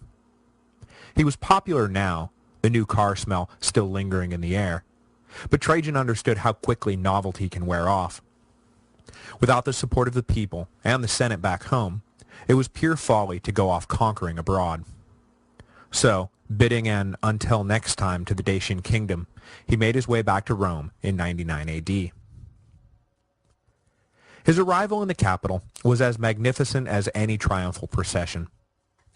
His return to Rome had been anticipated since Nerva had named him heir, and the whole population of the city turned out to cheer their new emperor. Setting the tone for his reign, Trajan did not ride in on a splendid chariot or atop a great steed. Instead, he entered the city on foot and walked down the streets, greeting his adoring subjects. He continued in this vein as he met with the Senate, adopting a deferential tone and vowing to continue Nerva's policy that left men of senatorial rank free from the fear of imperial persecution. The Senate had been unhappy that they had had no say in the adoption of Trajan, and even more unhappy that he was a mere Spanish provincial. But the new emperor's demeanor disarmed even his most pessimistic critics. In both word and deed, Trajan signaled that he was returning to the old Augustan model of the emperor's princeps, merely the first among equals. This went a long way towards assuaging the doubts of the aristocracy, who quickly came to view Trajan as not only a man they could work with, but also a man who would work with them. Indeed, Trajan wound up as a sort of ironic flip side to Domitian. Domitian had sought to emulate all of Augustus's ends while ignoring the first emperor's means. Trajan, meanwhile, emulated Augustus's means while, as we will soon see, pursuing his own very different ends.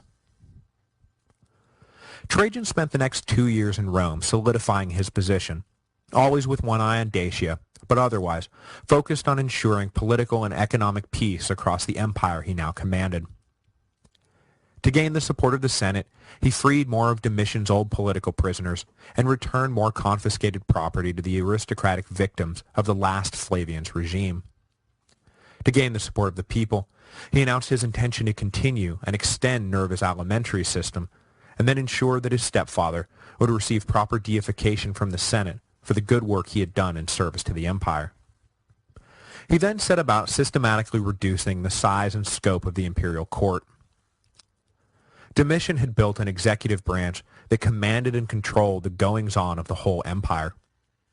Trajan had no interest in acting as an omniscient central authority, and let it be known that in the future he would rely on the sound judgment of his provincial governors to decide for themselves how to handle their territories. He would issue orders on the most important or dangerous issues, but other than that, requests for instructions were usually returned with a note telling the governor, politely, to figure it out for himself. Trajan's bottom line was that you know the people and specific circumstances of your province best, and I have no intention of micromanaging you from Rome. Of course, Trajan had no intention of micromanaging from Rome because he planned to be busy with other, more important things. like, for example, the conquest of Dacia. The whole time he was busy solidifying his political position, he was simultaneously focused on redeploying the legions to ensure the success of his planned campaign. In addition to raising 2 new legions, he reorganized who was stationed where to ensure that when he marched across the Danube, border security would not suffer because of the troops he had pulled away from their previous posts. He also put his men to work expanding and strengthening the road network south of the Danube to ensure the stability of his supply lines. There's an old maxim that amateurs think about strategy while professionals think about logistics. If this is true, then Trajan was a consummate professional. His wars in Dacia would become legendary not for the battle plans he drew up, but for the engineering feats he employed to make the campaigns possible. Not since Caesar had built his bridges across the Rhine had the ancient world seen military engineering the likes of which Trajan demanded. Leading the emperor's corps of engineers was a key lieutenant who would eventually go down as one of the greatest architects in history, Apollodorus of Damascus. The Greek-born native of Syria at some point came to the attention of Trajan, and when the latter became emperor, he brought Apollodorus in as his chief architect, builder, and sculptor. Over the course of his reign, if Trajan needed something built, a bridge, a road, a triumphal arch, a new forum for Rome, another triumphal arch, he always turned to Apollodorus, who fulfilled his emperor's requests with what would eventually become world-famous vision and skill. The stone bridge he would soon build across the Danube would not only be the first permanent bridge across that great river, but also stand as the longest bridge ever built by humans for over 1,000 years. But before he could display his skills, he needed the opportunity to use them, and in 101, Trajan was ready to create the opportunity they both needed to achieve everlasting fame. Satisfied that the empire was in good working order, and the legions were in place to prosecute and support his invasion of Dacia, Trajan went to the Senate and asked for their permission to invade. He didn't need to do this, obviously, but he thought it prudent and beneficial to let the Senate give their seal of approval to his plans. Gratified by the deference they had been shown thus far, and the respect they were being shown now, the Senate overwhelmingly supported Trajan and gave him their firm blessing to go out a-conquering. The emperor traveled to Moesia to take personal command of the 4-legion-strong invasion force, and in March 101, crossing a temporary but still impressive bridge Apollodorus had built across the Danube, he led his legions into Dacia. Fully cognizant of the trap Cornelius Fuscus had blundered into by advancing too quickly, Trajan took his time moving north, fully scouting and securing each territory before moving in. Decebalus had been waiting for years for the Romans to invade, and was eager to test out his new defensive network. If he could repel Trajan, his renown would grow, and he would be able to possibly cobble together a kingdom strong enough to stand against the Romans not just temporarily, but forever. Trajan, though, was an altogether different animal from the mediocre generals Domitian had sent previously, and rather than eternal renown, Decebalus would go down in history as just another barbarian king bested by the might of Rome. The first phase of the war, though, went well for the Dacians, in that it resulted in something of a stalemate. Once again, a battle was fought at the fortress guarding the pass at Tapi, a hard-fought affair that saw Trajan endure losses far in excess of anything he was expecting. The Romans technically won the battle, but only because the Dacians withdrew from the field after a sudden storm kicked up, rather than because they were beaten militarily. Somewhat shocked at the cost of his Pyrrhic victory, Trajan came down out of the mountains before winter began and withdrew to the Roman side of the Danube to regroup. This was going to be harder than he thought. Still doable, but his men needed to rest and recuperate before they could be expected to finish the job.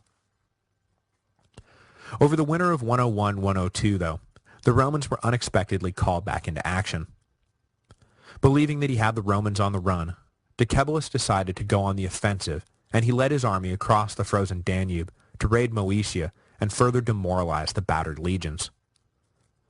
But Decebalus's offensive got off to a rocky start when cracks in the ice swallowed a portion of his army before they had a chance to inflict any damage on the Romans at all. Now themselves demoralized, the Dacians were easily driven home by the quickly mobilized Roman response.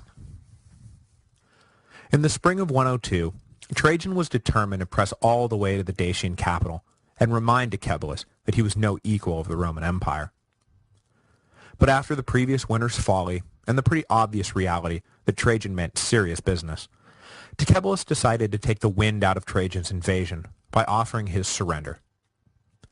This year's fighting had only seen a few brief skirmishes, but these were bloody and difficult affairs, and Trajan decided it may be in everyone's best interest for the Romans to accept Decebalus' surrender and renegotiate the terms of the peace. After all, it was not the fact that Dacia remained independent that was the problem. It was the fact that Decebalus had remained hostile after officially accepting an alliance with Rome. So Trajan imposed far harsher terms than Domitian had outlined, ordering Decebalus to cede a portion of his kingdom to Rome, tear down the walls of his various fortresses, and dismantle the defensive war machines that lined the mountain passes. Decebalus made a great show of accepting the terms, and it seemed, at least for the moment, that the Dacian question had been answered. It was enough of an answer for Trajan anyway, that the emperor returned to Rome and celebrated a triumph. But after his experience with Domitian, Decebalus viewed surrendering to the Romans as little more than a way to buy time and possibly scam money and material out of the empire. The Romans had left him alone to siphon funds for a decade before they caught wise to him before, and the Dacian king saw no reason why this latest surrender should be any different. So he once again pledged to fortify the borders of Dacia facing away from the Romans, if Trajan directed appropriate funds his way. Perhaps convinced that the chastised king had learned his lesson, Trajan sent along money and men to help cement the renewed alliance between Rome and Dacia. But the emperor was not totally oblivious to the duplicity of Decebalus, and in the years after his first campaign in Dacia, he had Apollodorus build a permanent bridge across the Danube in case the Romans needed to reinvade. Over 1,100 meters long, 15 meters wide, and 19 meters tall, Trajan's bridge, as it would come to be known, was one of the most impressive engineering marvels of the ancient world.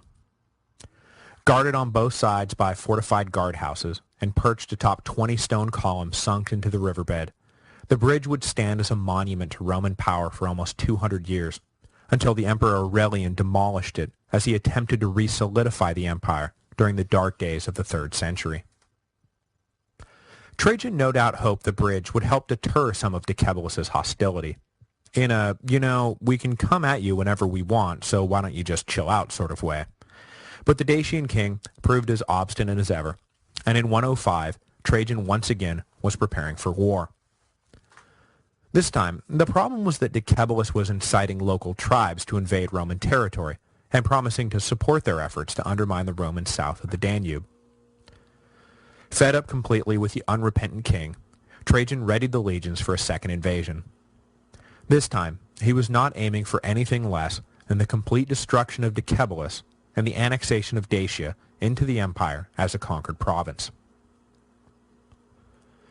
In the spring of 106, Trajan ordered 3 columns into Dacia to overwhelm the kingdom.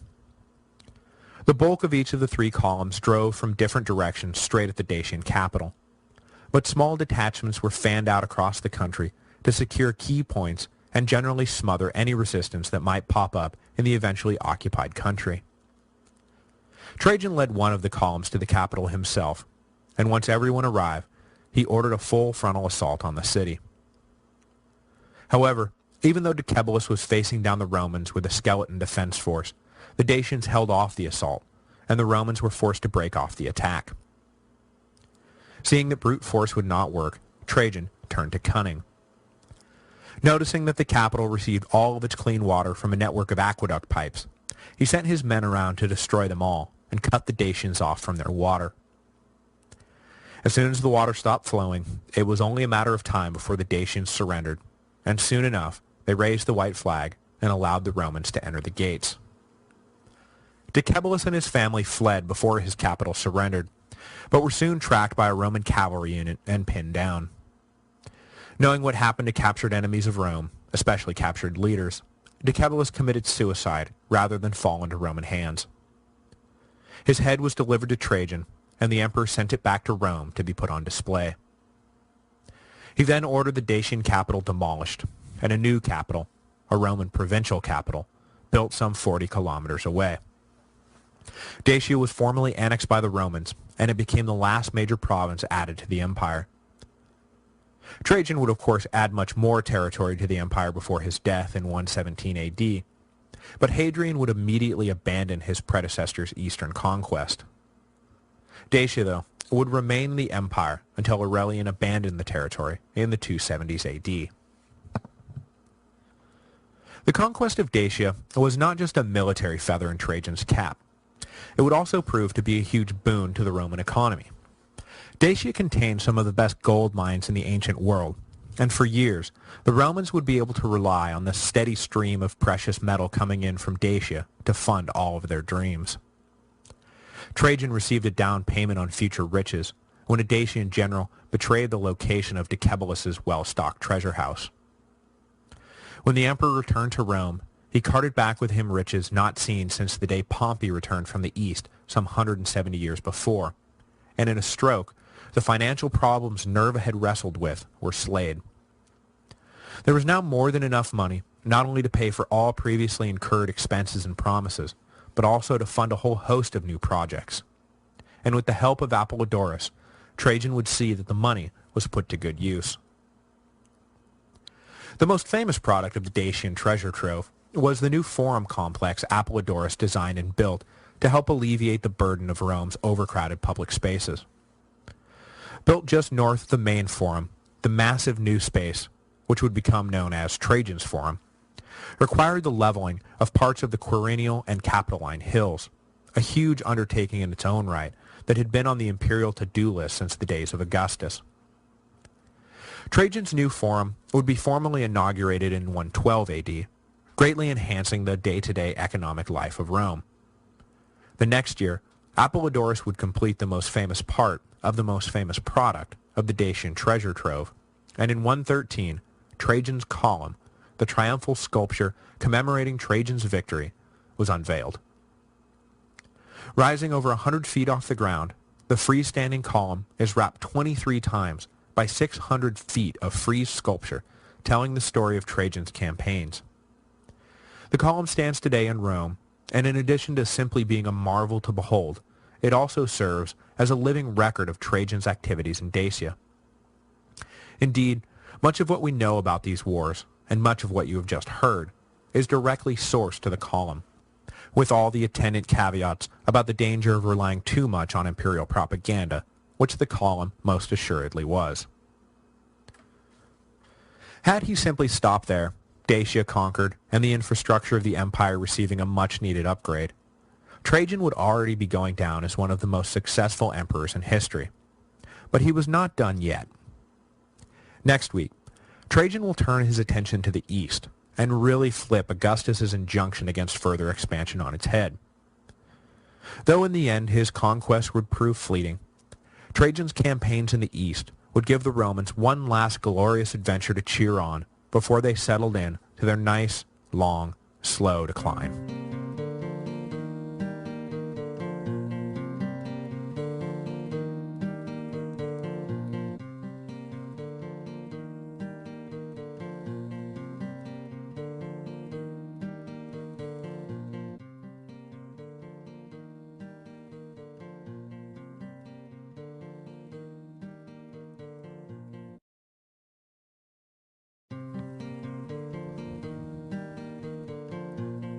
Hello, and welcome to the History of Rome. Episode 80, Optimus Trajan. As I said at the end of last week's episode, had Trajan died after his first decade in office, he probably would have been viewed by history as a highly successful emperor. When he took power, the empire was still a bit hungover from the last paranoid days of Domitian, and his predecessor Nerva had done nothing to settle anyone's stomach or cure anyone's headache. But the force of Trajan's personality had calmed a growing political crisis that might have engulfed a lesser man. A weaker emperor might have invited ambitious generals to replay the tragic events that followed the collapse of the Julio-Claudian dynasty in 68 AD. But Trajan was no weak emperor, and the collapse of the Flavians was not accompanied by a destructive civil war. This feat by itself was an enormous accomplishment that is sometimes overlooked because it revolves around what didn't happen rather than what did happen. It's easy to hold a triumph for conquering Dacia, much harder to hold one for preventing a theoretical civil war. But of everything Trajan did over the course of his reign, the simple fact of the stability he provided was at least as important as anything else he did, if not more so. When the Julio-Claudians collapsed, there was war. When the Antonines collapsed, there was war. When the Severans collapsed, the empire almost fell apart. But when the Flavians collapsed, there was Trajan, and so there was peace. Trajan is remembered as a martial emperor because he opened his reign with successful campaigns in Dacia and closed his reign with successful campaigns in Mesopotamia. But when you crunch the numbers, he spent the bulk of his time engaged in the mundane toils of civilian administration. Indeed, for 7 undisturbed years after he returned from Dacia, the great general ruled an empire at peace. So what does a vigorous man of action do when there are no wars to fight? Apparently, he does everything in his power to enhance the material lives of the citizens that he rules. Trajan returned from Dacia laden with riches that he aimed to put to good use, and apart from his precious triumphal arches, of which there are more than a handful, he directed all of that money directly into the infrastructure of the empire. I already mentioned the new Forum Apollodorus built in Rome, but a new marketplace, creatively called Trajan's Marketplace, was erected in the capital at the same time, as well as an extensive bath complex, creatively called the Baths of Trajan, that covered up the final remains of Nero's Golden Palace. Elsewhere in Italy, Trajan had a new harbor at Ostia built to put an end once and for all to the silting issues that had plagued the port town for generations. He also built a new road from Beneventum to Brundisium to provide an alternative to the winding and heavily trafficked Appian Way. Roads elsewhere in Italy and the provinces were expanded, upgraded, rebuilt, and generally improved, with Apollodorus continuing to litter the European countryside with bridges across previously impassable rivers. There is no doubt that this investment in the roads did much to ensure the longevity of the empire, as both internal communication and the movement of troops sped up considerably. Of course, the Romans' magnificent road networks would eventually contribute to their undoing, as it allowed barbarian hordes to march from the frontiers to the gates of Rome with alarming quickness.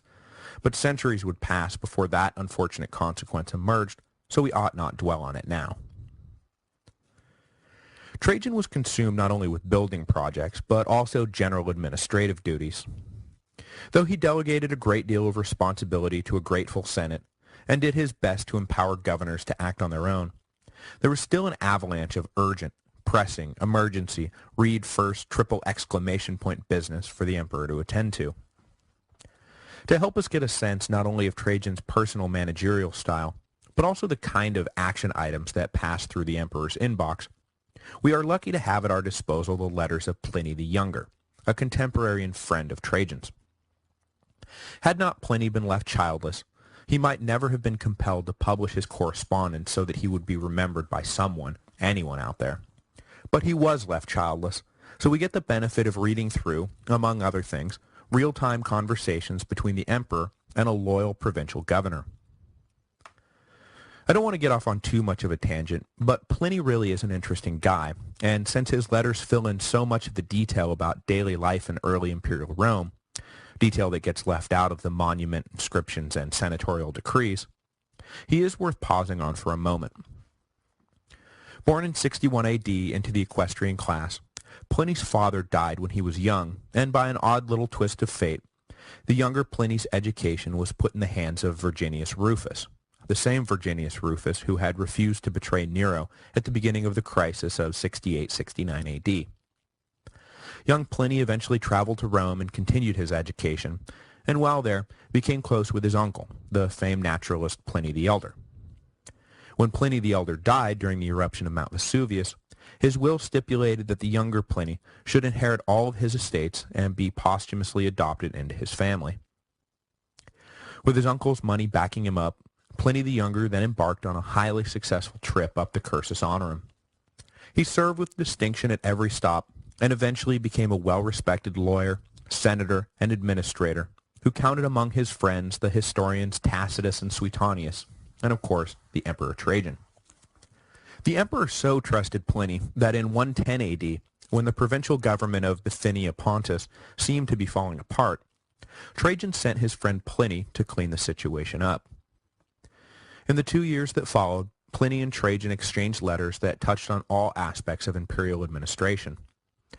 The correspondence provides a rare window into the daily grind of managing an empire and Trajan's philosophy of government, which seems to be founded on moderation, tradition, and common sense. Among the litany of topics discussed were whether soldiers should be used as prison guards, no, keep using the public slaves, whether the emperor could send out some land surveyors, no, I can't afford to, but I'm sure you'll be able to find qualified provincials to help you out, whether Pliny could authorize the rebuilding of some public baths, yes, as long as no new taxes are levied and all other essential services continue uninterrupted, whether a volunteer fire company could be chartered, no, whatever the public good, associations like that always lead to political discord, how to handle criminals that had escaped punishment. If their crime was less than 10 years ago, round them up and put them to work in the mines. If greater than 10 years ago, put them to work as janitors in the public baths. And of course, there was the famous question of what to do about the Christians. Over the course of the last 50 years or so, more and more adherents to this strange new cult had begun popping up all over the Eastern Empire. Professing a monotheism that forbade them from worshipping the accepted deities of the Roman world, including the deified emperors, governors across the empire were vexed over the question of just what to do with these people. They seemed docile enough, but then again, they also seemed to be actively fomenting sedition against imperial authority. Pliny wrote to Trajan for instructions after being handed some lists anonymously that named active Christians in Pliny's province. The Christians were clearly violating Trajan's injunction against the formation of independent political societies, but how severely should they be punished? Trajan's reply was brief, but to the point. Forget about the lists, he said.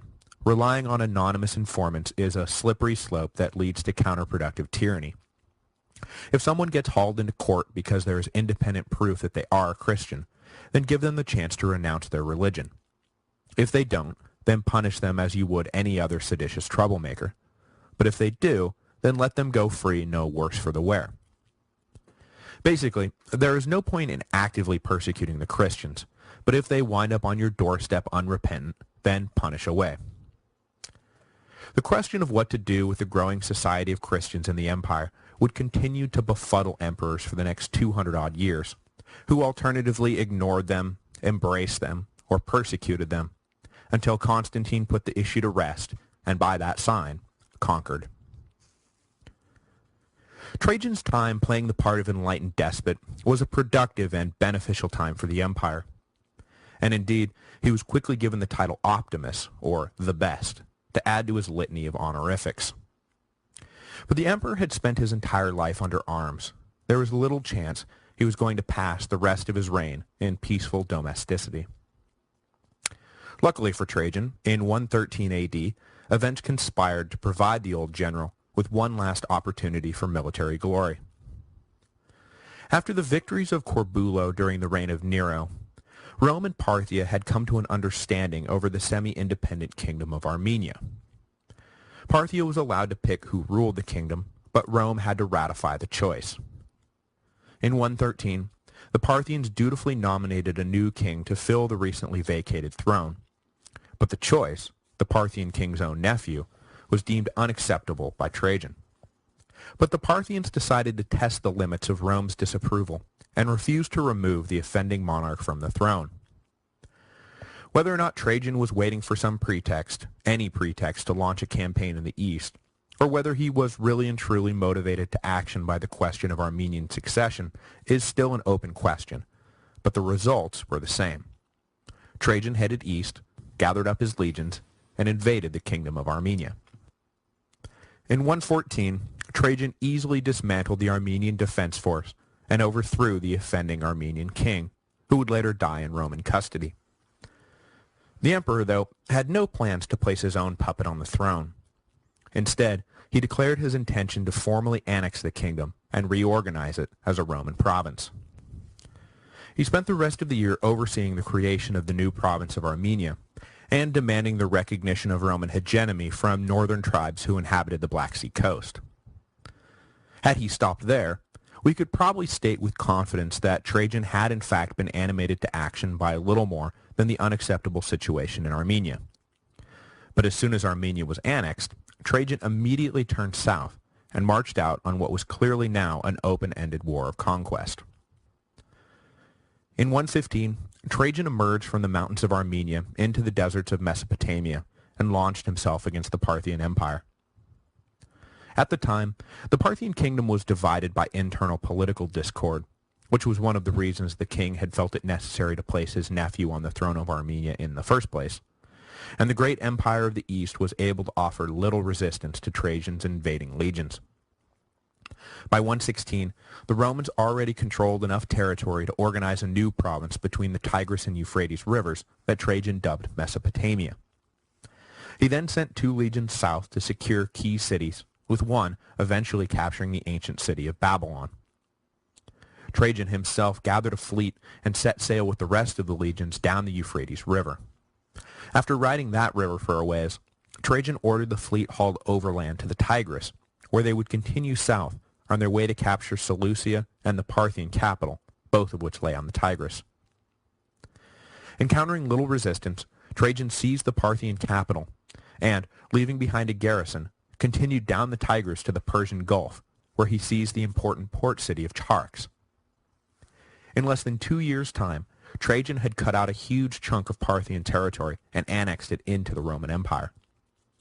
His only regret, expressed while standing at the shores of the Persian Gulf, was that his advanced age prevented him from following Alexander the Great all the way to India. It seems that the emperor's original intention was to conquer the entire Parthian Empire and rule it directly from Rome. But the swiftness of his victories hid the superficiality of Roman control. No sooner had he reached the Gulf than he was forced to turn around and deal with a Parthian insurrection led by another of the Parthian king's nephews.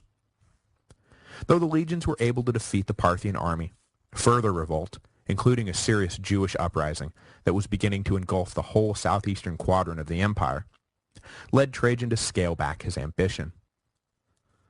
Rather than attempt direct rule of Parthia, he decided to impose a puppet on the throne and make Parthia the greatest Roman client kingdom of them all. In late 116, Trajan was trying to root out the last holdout city in his new Mesopotamian province when he suffered heat stroke under the strong desert sun. Already plagued by supply issues caused by the spreading Jewish revolt, Trajan decided to withdraw from the siege, spread his troops out to quell the revolt, while he himself returned to Italy to recuperate from what was proving to be a physically trying campaign. In 117, he began the long trek back to Rome, but putting into port in Cilicia, his body finally gave out, and on August 9, 117 AD, the Emperor Trajan died, 1 month shy of his 64th birthday. He had ruled Rome for 19 glorious years. Now I know what you're possibly thinking at this point. Is that it? Here we are, talking about a man who led Rome for longer than any emperor since Tiberius, a man who's widely considered one of the 2 or 3 best emperors ever, and all he gets is the better part of 2 episodes? Unfortunately, the answer is yes. That's all he is going to get. The problem with Trajan is that we run into a paucity of primary source accountings of his reign. Plutarch and Tacitus and Suetonius all lived in and around his reign and prudently avoided commenting on the sitting emperor. So the key sources that we used for everything up to this point just sort of cut out around the reign of the Flavians. For Trajan, we are left with snippets from Cassius Dio, inscriptions from monuments, coins, and building projects, like the Triumphal Column in Rome, the letters he exchanged with Pliny, and scattered summaries from historians like Aurelius Victor, who would not be born for centuries. All in all, it leaves us with a dissatisfying amount of information about an emperor who was so highly regarded and who was so important to the present and future greatness of the empire. But such is life.